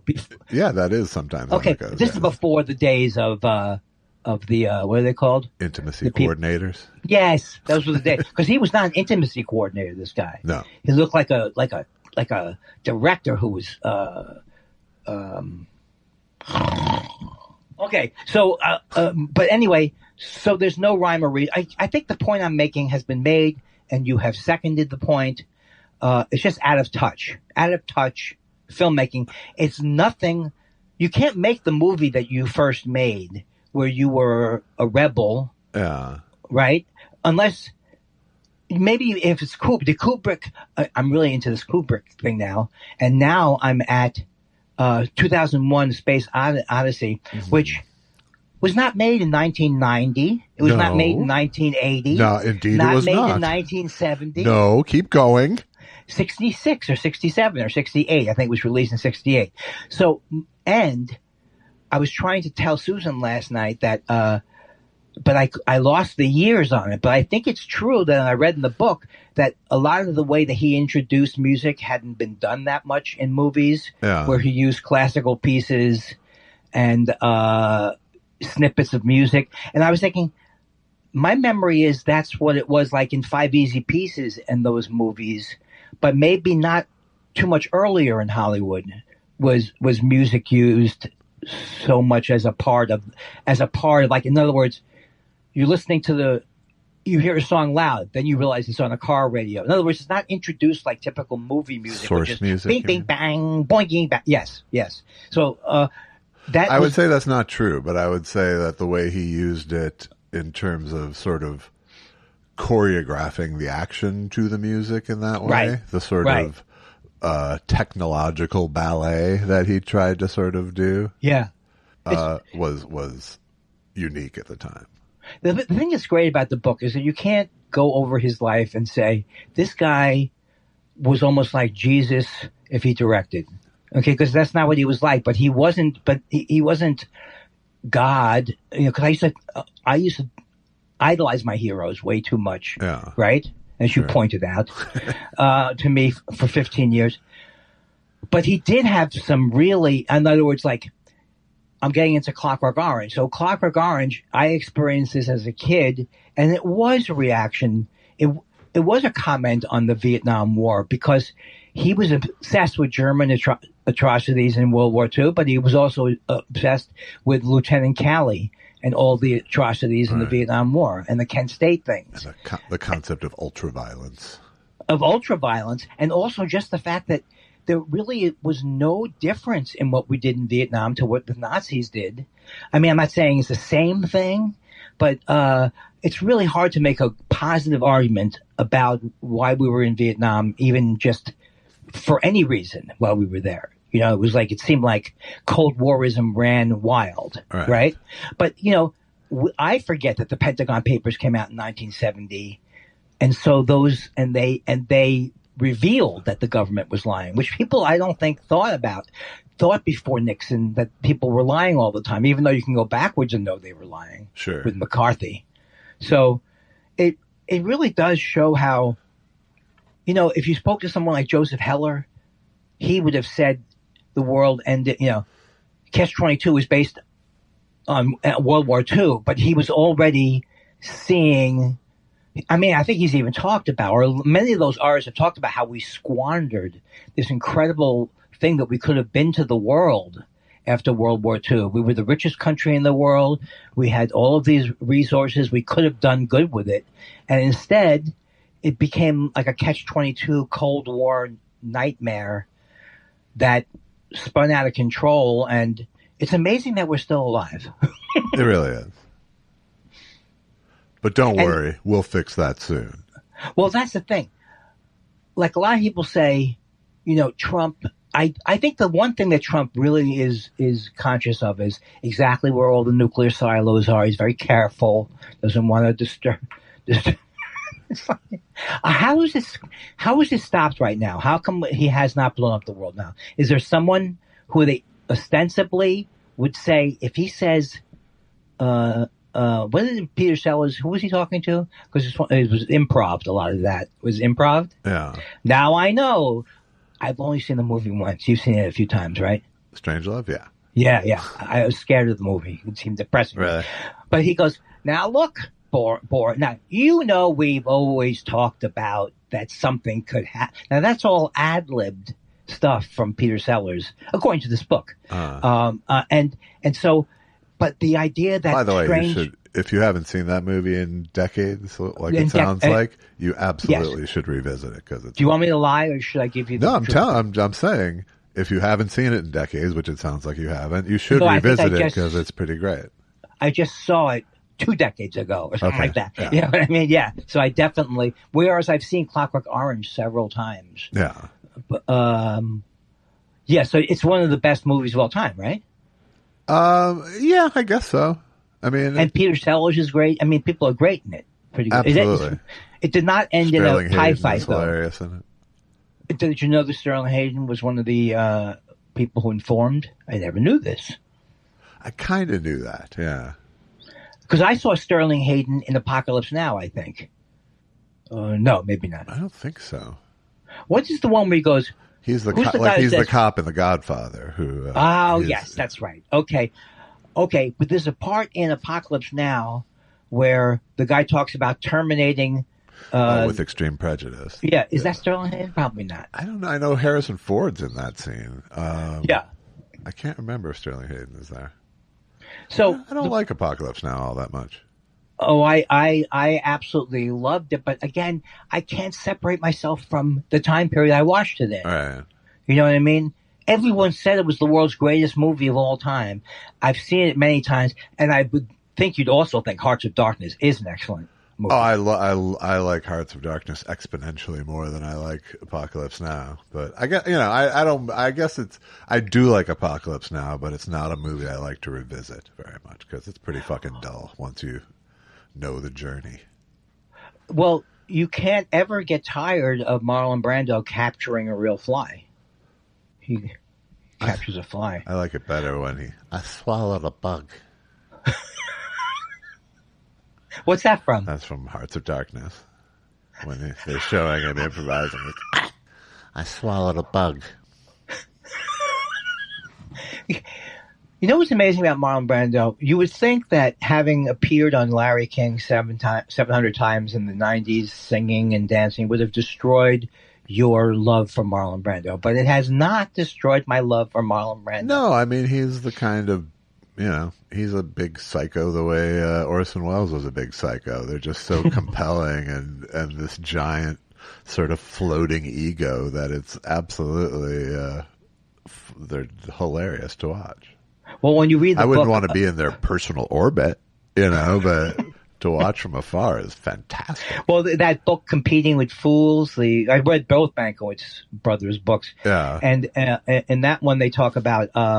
it's Competing with Idiots, not Fools, by the way. Oh, I'm sorry. That was bad. And they talk about how dismissive Orson became of everything that Herman absolutely did to the movie. He tried to say, "Oh, the Rosebud, I thought that was over the top." Oh, like that. And it's true with Kubrick too, that these guys do not like sharing credit. Yes. They don't enjoy it, and it gets into their ego thing. Right. Well, I get the impression from Josh, at least, that Joe was a giant asshole, really. In the family, if you read Competing with Idiots, but if you read the first Mankiewicz book that I read, which is very dry, you didn't get that as much. But when you read the Competing with Idiots book, he basically he may or may not have sent his daughter up to find his dead mother in the upstairs room. Yeah. Like, he may have either consciously or unconsciously knew. And he did do some wonderful things, but your first vision of the couple would be, well, Herman was a drunk, but Herman really was probably funnier, way funnier than him. I think he was mostly a lovable drunk.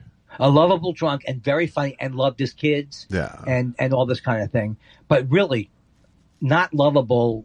The alcoholism did not get lovable. I mean, he killed him. I mean, absolutely. No. Yeah. So, you come out of that book with respect for Joe, though. I mean, he did do a great job on All About Eve. Oh no, absolutely. Yeah, but he does seem like he was a real. He asked his son if would you being a take giant over? asshole and being a great filmmaker are not mutually exclusive things, right?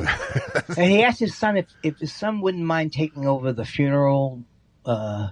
He was paying for his son's mother's grave. Joe was, I guess you pay for it in advance. I know you have, but I have not. Sure. Where have you reserved your mausoleums? No, I just said to Allison, our deal is, we first of all knew Allison, I think, would prefer to be cremated. Yeah, and I'm not sure about that now. I used to always want to be cremated. So I just said, basically our deal is whoever dies first, buy two. Right, that's good. That's good. Why would you have to pre-buy a cremation? No, I don't even mean cremation. I just mean I still have this vaguely Jewish thing about cremation, which you don't do it in Judaism, but and I still have I'm like, up until very recently, I felt like it was important that we have a headstone somewhere. Right. And having visited my parents' headstones this year, and they're just like, two rocks in a field, basically. I don't know how important it really is. It's only, I did not have that feeling going back to my father's grave. But my mother was still alive when I went, you know what I mean? It was, I had a lot of emotion going on, but I can't necessarily attach that to, it was like a year after he died. And you do the unveiling at the end of a year. Yes, yeah. And, so then it was a lot of emotion. That was absolutely dramatic for me. When I first saw both my parents in the ground, that was a very stark thing to see and feel. When I went back now 20 years later, and I'd been there, I had been there once or twice in between, but not much. I don't have any real feeling that they're there. But what if there was a coffee bar or something where it was more like fun in that area? You could get in a coffee bar, you visit the grave. Sure. You make a day of it. But no, like I said, I just emotionally, I ultimately didn't feel like I was visiting my parents by going to their graves. You know, Right. like I have a much more intimate relationship with my dead parents in my everyday life, in the way I sort of have an ongoing conversation with them. You know, not literally. You still have the statues, though, right? Where you talk to the statues. Well, actually, I have ventriloquist dummies. I want to ask you, what about the cremation? It used to be environmentally, I thought it was better, but it's not necessarily environmentally better. You'd think it would, because there wouldn't be so many different processes going Yeah, but on. there's a carbon footprint involved. Yeah, because of the amount of heat or Yes. something. Fire. It's just like AI. You told me AI And is so your great. actual carbon burning. My actual carbon burn. But you told me with AI that it was so great because it doesn't cost any money. And now I'm finding out it sucks up all of our resources. That's right.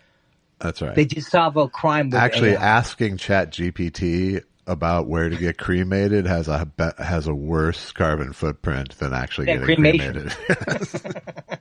I would believe that. But they did solve a murder. I believe, and I'm not going to get ahead of myself. I'm a true crimean. But they have probably solved the Black Dahlia and Zodiac killer. Same killer. Yes. I saw And it that. was solved by this autistic guy. I'm not calling him autistic. He calls himself autistic, who couldn't have done it without AI. Yeah. He went from 74 million possibilities to identifying the actual person. Yeah, maybe. Maybe, but you don't think it is? Michael Connelly says it is, but Michael Connelly thought that remember that George Hodel who said he was the son? That was the whole thing. My father, could you imagine writing a book where you go, no, my father was the Zodiac killer. I'm telling you. Turns out he wasn't. Yeah, no, I think the bigger doubt is more combining the Zodiac and Black Dahlia ones. That's where the doubt lies, that it's the same person. Oh, okay. Except in this case, this guy lived with Elizabeth Short, Sure. who was the Black Dahlia. No, I get it. But you're saying, okay, you could see how that would happen, but how could someone... and I absolutely think that those sorts of pattern recognition things Is AI is where AI is a boon to humanity. What if they didn't allow us... I think that's true when it comes to reading X-rays and cats. I think those sorts of pattern recognition things are where it is a far superior So you're not animal than man for those tasks. Right. So and it's absolutely true. What if they just stop people like me from asking endless questions? Would that help? It would help. It would help energy-wise? humanity and energy-wise. Yeah. I can't ask a question now that doesn't go to AI Yeah. somehow. I guess I have to rewire my Google. Well, Google, the first thing it'll offer up is the AI summary, but then if you go down below that, it's just like regular Google. And we've talked about Wikipedia, and I once gave them $10, but I don't want Wikipedia to be around anymore. I think they just horribly. There was a time, still now, if you click on their thing, you can't even get back to the page you're reading. I think it's going to be. I think I'm going with Britannica. Huh? What do you think? The actual full set of Britannicas you have on your shelf? No, they have a digital version now. Oh, they what? My family, of course, had World Book. Have you ever, going back to Kubrick, have you ever seen Paths of Glory? No. It's really great. It's a really great movie. Wow. Okay. Right. Now, The Shining I thought was a great movie. I agree.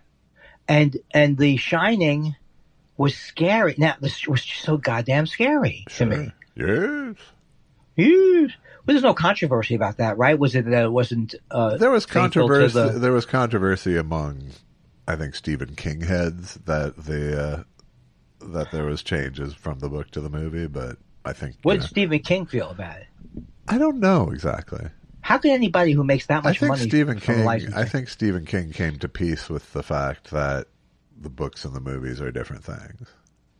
Where Ken Kesey did not enjoy that. Ken Kesey hated he hated Cuckoo's Nest. Yeah. because he wanted the narrator to be the Native American, and Milosh went a different way. Is that Milosh? It was Milos Forman, Yeah. Thank you. I thought Milos Forman made Hair a much better piece. Hair was already great. What are you saying to me? I think it's a way better movie than a play. I saw it when I was 12, and I loved it. It made no sense to me even when I was 13. Yeah. Except I thought the songs were all pretty much great. Yeah. It's the most Shakespeare I've ever encountered. What a piece of work. Does Shakespeare also sing it? What a piece of work is man, how noble and feeling. I'm singing badly there on purpose, but when I do sing, you cannot believe. Sam Harris, not the one you're thinking of, the other Sam Harris called me, who won Star Search. Yeah. And said, unbelievable. You're projecting? First of all, you're projecting. When Andy sings, the angels go, hey, we're on break. But he did, in a dream, he did come to me. In a dream, someone came to me and said, do not go the Jason Alexander route. I said, what are you talking about? Do not start singing on your website. Right. And just putting it up on your website. Sure. So you want to put your old band up there? That's fine. But don't start thinking that you're Kate Hudson. Right. And everyone wants to hear your crooning right now. And I don't even want to hear Kate Hudson's crooning that much. She's a crooner. Not a crooner. A singer. But she has a singing career. Yes. And you know what? Knives Out, I looks good. Have you seen Knives Out? I haven't seen any of the Knives Out films. Okay. No. Is it because people like them too much and you go, it must be... Maybe that. It might be that. Yeah. Not consciously, but yeah, it might be that. Well, that's all I had of new material was Squid and the Whale and Jay Kelly. Yeah. And I think it's pretty good. And you know why? Also... What is Squid and the Whale? Yeah, the Squid and the... No. Why did you let me almost weasel out of today? Because this was not even the day after Christmas. I was just checking for your holiday season vibe. That's it.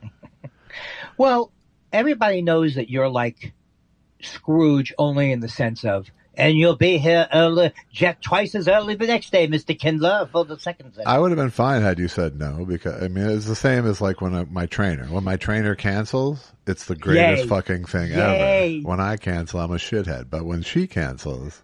I try. I did the best I could. Yes. But she's not available today. That's right. That reminds me of me when I sold Door to Door, praying for rain. Right. Which I prayed for. Sure. I can't go out in the rain, Josh. If I had picked a more rainy place, I could have worked even less. That's much like with school and me praying for snow. Yeah, me please, too. Don't make me fake illness yet again. Snow for me. I thought snow didn't affect you. I thought snow kept schools open. There was like maybe 3 snow days my entire. It takes a lot to shut down fucking schools. Well, because the schools don't get paid. No, it's just they're also really good at snow removal. You know? Oh, God damn it. They're really good at dealing with snow very quickly. New York was not. In fact, Mayor Lindsay lost a lot of his support by not calling out the plows early enough. Right? Yes, that's what I hear. I don't have anything more than that. Did you have a good New Year's Eve? Aside from the puppetry of Cooper. We had champagne. Susan and I have decided that when we drink, if we drink, and I love Schramsberg, and I would recommend it. I've known Schramsberg since I worked as a waiter and was introduced to Schramsberg. I love their sparkling. I know they can't call it champagne, but I love their sparkling wine. It is absolutely mwah. Is it a German thing? No, it's Californian. Oh, okay. Jay Schramm. He was German. Why he added the Jewish thing to it, I have no idea. Yeah. Great. So we have found now if we drink one bottle, it's just as good as drinking 2 bottles. It's better than drinking 2 bottles. Because I enjoy the first feeling of, what the fuck I got to go. It's over within an hour, and then I'm just tired. Yeah. And that's why I probably am not an alcoholic, because some people would drink and they stay up all night. Oh, I want to stay up all night. Let's drink. Yeah. But I have a Jewish metabolism, or whatever.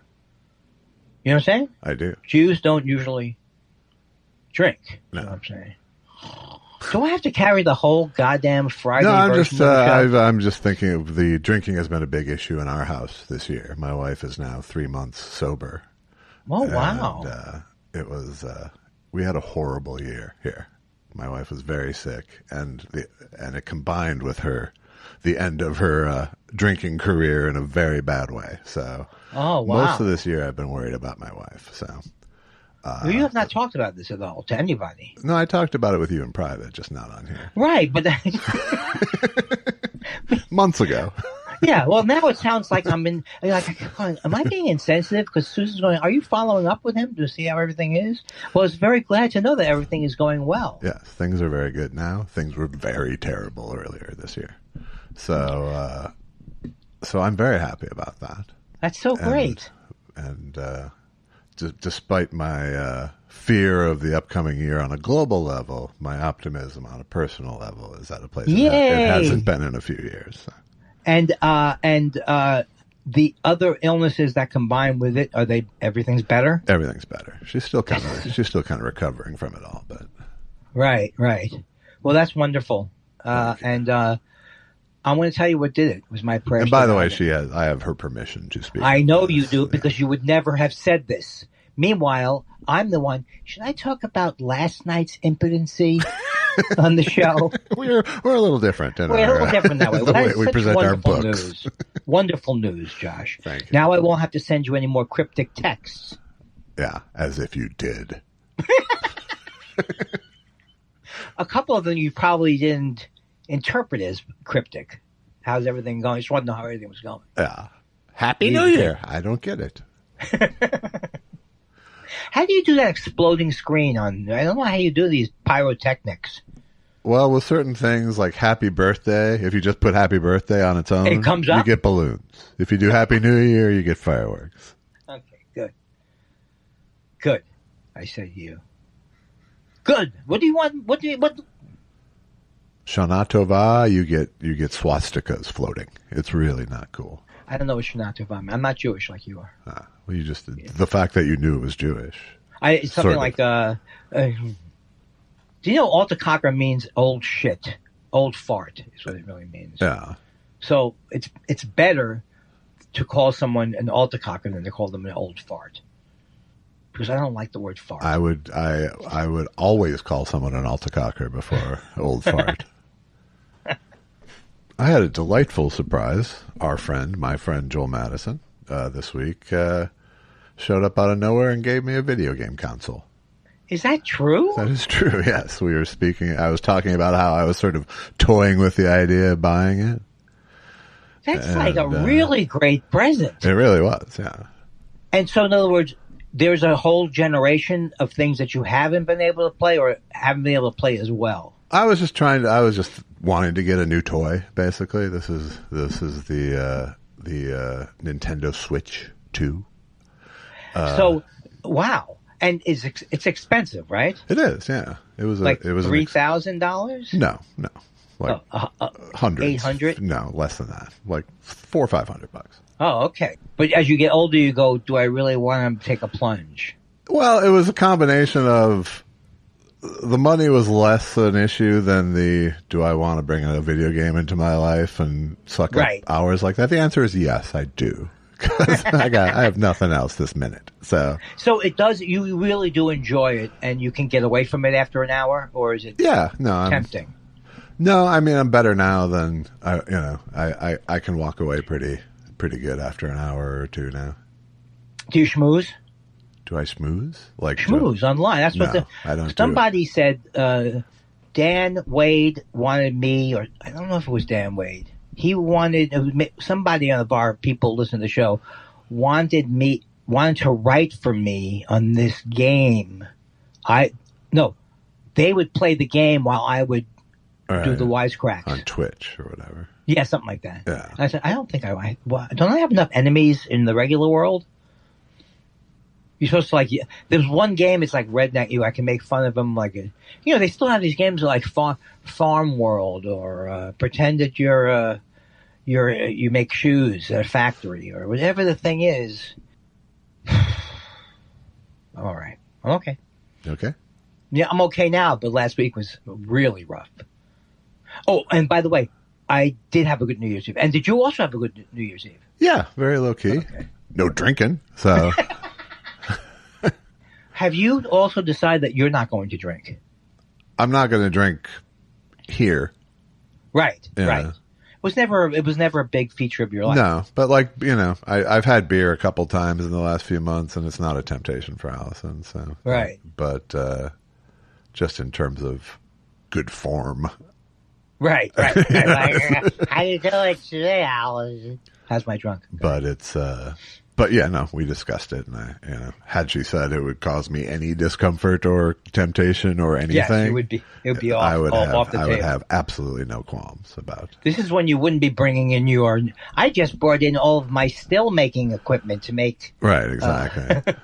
I even changed my braised short rib recipe to take the wine out of the braising liquid. So. Is that why it was too tough? No, different thing, different dish. Yeah. No, the prime rib. I think it was just the nature of that particular cow that made it. Wow. So. Does it make you resentful towards that cow? The farmer, the rancher. I used to stop at Harris Ranch all the time when I would go up and play Sacramento. It was a Harris Ranch roast, actually. Oh, it was. Yeah. All right, let's get to the goddamn things. Don't you have any things? Unless you have more to say. No. No, it seemed like you did, though. No, that's okay. That's all right. Don't give me that okay. If you have something, please. No, that's okay. I don't mind being steamrolled. That's okay. No, just... It's time for questions. What do you want to know? We love your questions so much. It's half our show. Half our show. Dan Marsh says, hey guys, Josh, as an expert on things that are funny and happen in America, as in I assume he means America's Funniest Home Videos, what unrecorded moment in your own life would have made it on the show if it had been captured? Well, you got hit in the balls often, right? With the golf balls and stuff? Well, yeah, but that was by request. By request, yeah.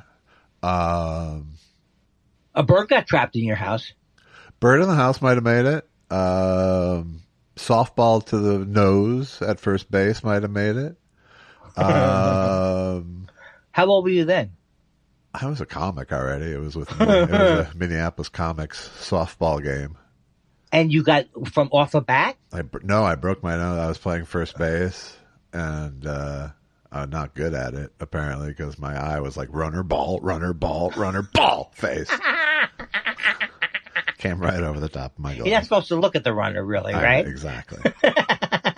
But he was coming at me. What could I do? Was that a terrible experience? Did you smell something funny? They say you smell like metal or something when you... I don't recall that so much. Was it painful? It was super painful. I broke my nose. And then you didn't play the rest of the game, right? No, I was done for the day. I did go to the emergency room, however. I used to have a 5-minute bit about it in my act, which I barely remember. Barry Golub, my buddy, would remember every word of it, but I don't remember much of it. I remember runner, ball. That's I remember that. Runner, ball. And I think there was a joke about them making me get a tetanus shot. And I'm like, it was a softball. There was not a nail in it. But also, the humor involved, because, when I dropped the ball in left field and pretended I was knocked out, that was also softball. So it is always extra embarrassing that you did it with softball. Oh, I did it with fucking comics. I did it with 18 comics there. Okay, did the guy overly throw the ball? No, it was bad. It was me. It was me being bad. I could see why you would be a first baseman because you're tall. It's not like, it's not like I actually had these skills. I could catch and hit and throw, but I just was bad that day. You a good hitter? Okay, with softball I was a good hitter. With baseball I was still a little afraid of the ball. I don't like it. It's just like it comes right at you. Yeah. Yeah. That's the thing, like every day. But like I'd be on throughout my childhood, I always had, whenever I played a youth league, like each season I would have like one sort of outstanding play that was sort of almost beyond my abilities. And that's cool. what kept me in the game almost. It's like a good golf shot brings you back. Yeah. Except that doesn't work anymore for you, right? No. You would not even, no matter who called, you would not play golf. Under the right circumstances, I'd go out and play a round of golf, but I wouldn't, I would do everything in my power to try to not care. Be angry. Yeah. To not care about it. It must be a very frustrating thing because it gets into anyone's self criticism, right? Yeah, absolutely. No, I had to quit because I was just so fucking terrible to myself when playing. It really was like, it wasn't about like I hate golf it was just like I cannot. My skill set and my level of enjoyment can't match up. Because there was a time where I was a decent golfer when I played a lot. Right. So you start to set that expectation for yourself. But then you don't play, and so you play like, twice a year, and you suck because you haven't been playing, but you still have that expectation of your abilities. So did you ever play with John Mendoza? I never did, no. Oh, okay. I was wondering those guys who do the comedy tournaments, if they themselves were probably pretty good golfers. I know Bill Murray's a good golfer. No, I was never, I never got into like celebrity golf or tournament. This is just when I was on the road as a comic, Which must have been hard to do, really. I mean, not that many. You would take it. You wouldn't take your golf. Oh, you would drive sometimes. Yeah. There were certain cities where you knew there was guys you could play with, or Well, I wish I was in Bloomington right now at the Comedy Attic because this would be. I mean, when I was there playing the Comedy Attic many times, there was nothing going on with the Hoosiers. Now it's Hoosier heaven. You really think that would make your comedy show more fun? No. I had good shows there. I did have good shows there, so it was a club that I did do well. And I know you think I didn't, but I have proof. Well, I know because it's like one of 3 clubs that invites you. Yeah, that's how you know you probably didn't. Well, Lewis would always put me on during Lost Leader Month. Yeah, which I will absolutely accept. Sure, I'm not against it. But if you called Lewis and asked for any date, he would give it to you. I know I know that he will do that, and I know that I've even talked to Susan about it, and we're nudging me towards doing it. Well, I'm going to do another week this year. When are you going up? Don't know. Haven't decided yet. It'll be, with Minnesota, you have to like. He books so far ahead. Well, there's that, but I mean, he usually has open weeks, but it's weather and sports and all these things that you have to sort of time, So it's yeah. If you go in April is okay. Right. The spring is wonderful in Minnesota. It could, but I did my album second week of April. Blizzard, massive blizzard. So there, did you have no attendance? But then you get to like June, and it's like Minnesotans want to be outside all the time. Yes. They don't want to come indoors. So that's when I would be booked in June, and also during the comedy contest, funniest person in Minneapolis, which is August, I think. That's the whole summer, basically. Yeah. So there was a whole time period I could have been booked.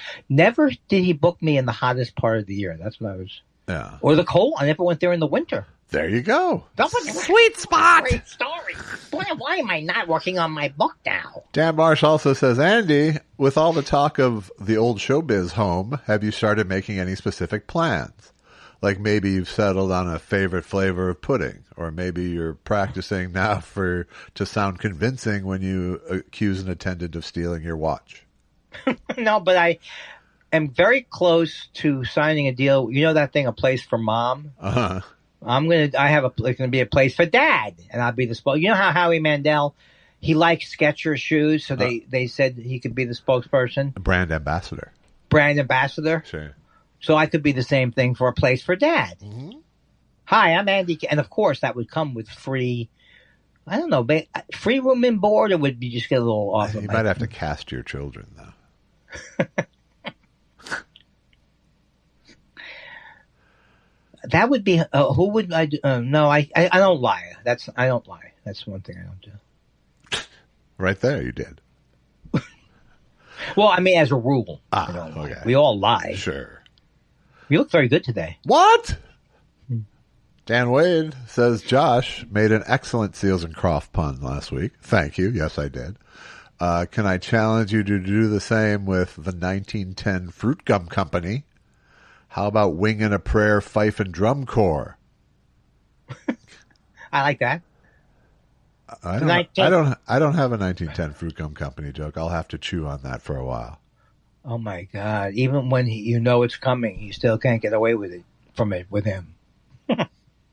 Those were terrible time period where they thought that's funny. It's a 1910 film. No, you fucking idiots. You're lucky Led Zeppelin, they got away with it. The thing about 1910 Fruit Gum Company that makes it a little funny is that they were like deliberately making bubblegum music.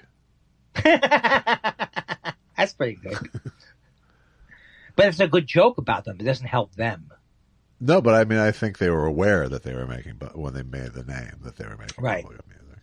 Every Mother's Son was another bad name for a group. Sounds more like an improv troupe. Mike Parrish says, how many days do you feel comfortable staying at someone's home as a guest and vice versa? Have you ever had or been that guy on the couch? I've had lots of house guests. I hate being a house guest. I hate it. I really absolutely hate it. I think some of that stems back to my days as a smoker. Because you'd have to go outside and... Yeah. Not that you didn't at hotels for the last 20 years too, but yeah, I just like the personal space aspect of a hotel much better. But I don't mind having people here. But 3 days, Ben Franklin was right about the fish and house guests. 3 days. Yeah, I think he's right. But how bad did you not know how bad those smoking rooms smelled while you were smoking? Or you could even tell when you went, oh, God, this one's... Yeah, no, I knew. There was after I had, like when I was out with Cinematic Titanic, occasionally you'd go to a town where there was still a hotel with smoking rooms. And it's like a combination of a luxury, but also the grossest fucking rooms in the hotel. Yeah, because it gets trapped in the drapes and stuff? The sheets and the drape. It's just like fucking, it is like fucking gross. I will totally admit that. You don't miss that part. The last time I did it, when I was out with Gruber, so smoking, with Gruber and I, smoking was elevated to an art form. To at least a prime activity, a cherished activity. And it was too gross for me. It was so fucking gross. You can open the windows, but still it's hard to... It doesn't matter. Doesn't matter. Does Gruber still smoke? I believe he does, yes. Oh. I just spoke to him the other day. How's he doing? He's got kind of a cough, but he's doing well. A lot of people who smoke are pointing to that only 17% of smokers get cancer as like wow, I didn't think it was that good. Like they're saying that's a good percentage, 1 out of 5. But I don't think that means you get no problems. No, it does not. If you put emphysema, heart disease, all the other things that come along. Yeah. Low birth weight, as Bill Hicks went with. He chose. You can choose what you want, but I went with low birth weight. It's kind of like I used to do a joke again years ago about Sally Struthers commercials. Save the children, save for the price of a cup of coffee. You can save a child. And I was like, I got so guilty after a while that I just had to stop drinking coffee. I only saw it because you had introduced it. Zero Sombrero says, why is the button on the remote control still labeled rewind when there isn't a tape being wound back anymore? Because I think that because rewind has now been used for any going backwards. I know he knows this. Yes. We know this, but it does seem weird. Will you fast forward? Just call it back. Just call it back. Yeah. And how many times am I going to go to my grave saying, fast forward, please? Fast forward. John Dunbar says, Josh, are you going to read the new Cat Stevens Yosef Islam memoir?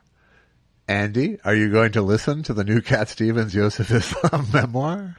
I don't think so. I don't think so. Only because I'm afraid it'll be too earnest. Yeah, I don't. No, yeah, I'm not going to because I'm not that interested, and it feels like he keeps kind of changing his story. In Yes, a way, you know? right. It feels like he's had to construct this intellectual framework for him to go back to being a pop star and playing the old music again and all that. So, well, it'd be too hard for him to say I was completely fucked up in my head. Yeah, and he had to some, certainly when it comes to the Salman Rushdie shit, he's cleaned that up some, but because he kind of made a sarcastic remark or something. Is not a sarcastic remark, like agreeing with the fatwa, right? Which is crazy because then you're saying that you're agreeing with the Islam that's practiced in Iran. He's spoken about how some of it was just the fervor of a new convert, and yes, but yeah, no, I mean, I came to peace with him. Sort of separating Yosef Islam from Cat Stevens, the way he sort of asked us to. Yes, but I haven't come back around to sort of reunite them, because I don't care. I really don't care until I got her. Yeah, I don't. Also, I don't. It doesn't. If it was somebody else writing about his career or something, I don't know. There's many audiobooks before that. I really liked Cat. I don't even like all of the Cat Stevens, but I liked Mona Bone Jackone, Teaser and the Fire Cat, Tea for the Tillerman. Those are like great, and Catch Bullet 4 is pretty good. Yeah, it is. But despite the name, but the more spiritual he got, the less I cared, I would say. Right, and also I think there was a lot of.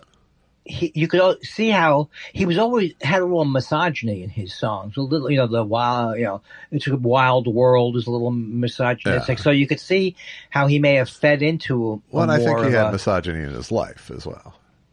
Oh, you mean with his wives and such? Yeah, with just the women he dated and stuff. Oh, I've spoken to one of the women he dated. You did? Yes.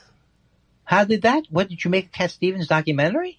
No, but I've talked to Patty Darbanville before, and wow. And what, does she still talk to him? No. Oh, okay. But because Nora Jones no longer speaks to Ravi Shankar. Right. How many more of these do you think we have? Greg Kelly says, I was watching the Rose Parade and Magic Johnson was in a covered convertible to avoid the rain. Some Grand Marshal. But Jesus was on a float and didn't wear a slicker. Have you ever been in a parade? Have you ever dressed as a religious figure? Have you ever been in the rain for a long, dumb time? I have not only not been to a parade, but I've done material about parades. In a parade, not being... Have you been in No, just the idea of, I'd love to have entertainment just walking slowly by me for 7 hours. Yeah. I've always hated it.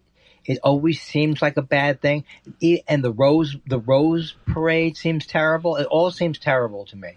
Maybe if you watch a 1-minute recap. New Year's Eve is New Year's in general is sort of the holiday that's always made me feel othered from society because both Times Square on New Year's Eve and the Rose Parade are like the epitome of things I wouldn't fucking go to.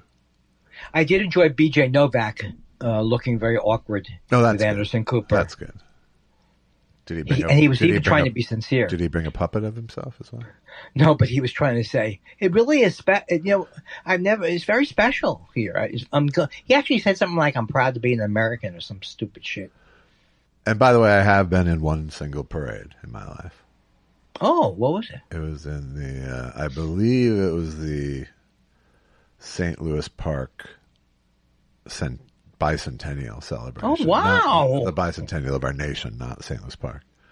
But I don't, this was like someone, parent's friend or something. It was like we were in the back of a convertible in the back seat waving, but was it an insurance company? I don't know what it was. I don't know. Was it the same period you sat on? I mean, it was not a high-end parade, first of all, because it was a suburb of Minneapolis. I don't think there is anything such as a high-end parade. Well, Macy's is a high-end parade. Yeah, but it's still obnoxious and balloony. It's true, but those are high-end balloons. That is my point. Look at the size of Dumbo.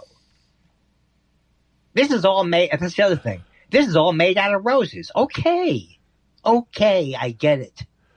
Wampus Reynolds says this is a numerically unique episode. 432 is 3 cubed multiplied by 2 to the 4th power. My question is, whose idea was it to cast Kate Miucci as the child Andy? Because that was brilliant.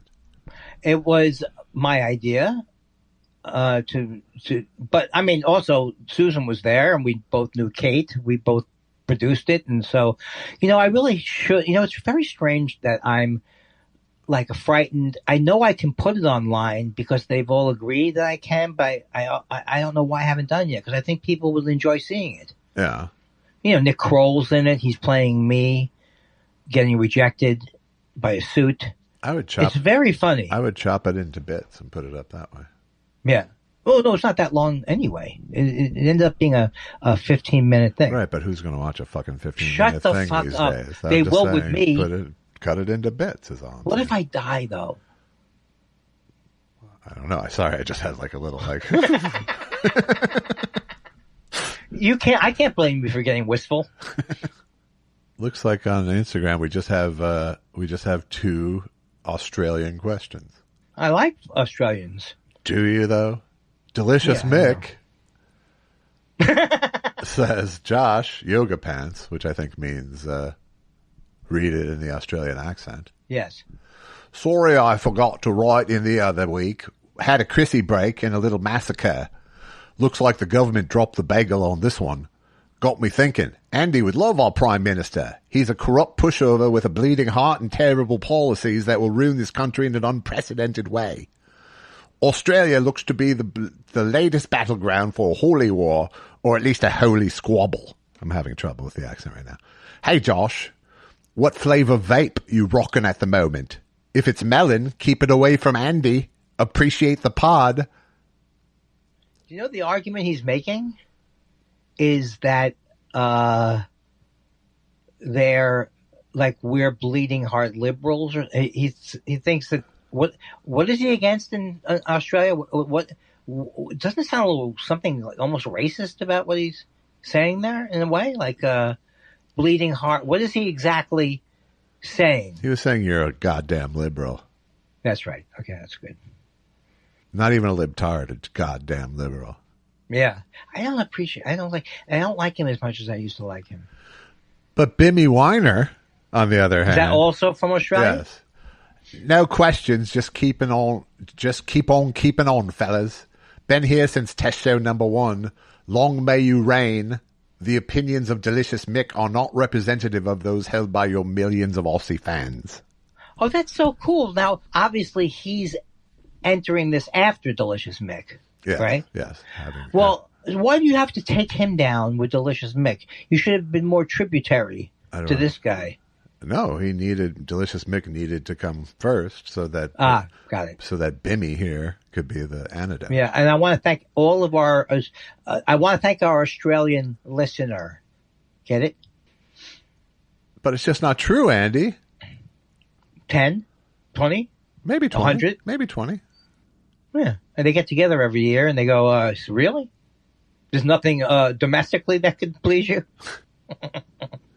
Anyway, Happy New Year, everybody. If you'd like to be the first to support our show this year.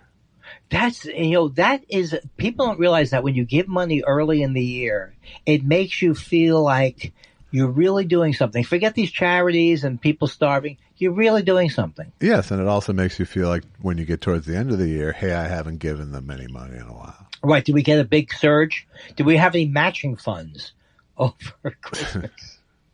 I still wish that we've done the fade out, right? We've done the fade out. We've done the where you've done several times, you've hung up during something embarrassing. I mean, where I looked embarrassed. Hey, but wait, you've had some of those, right? Do you want to do the something terrible happened ending? Yeah. Oh my God, I gotta go. Hold on. Bye. There were a lot of women who listened to the show because they were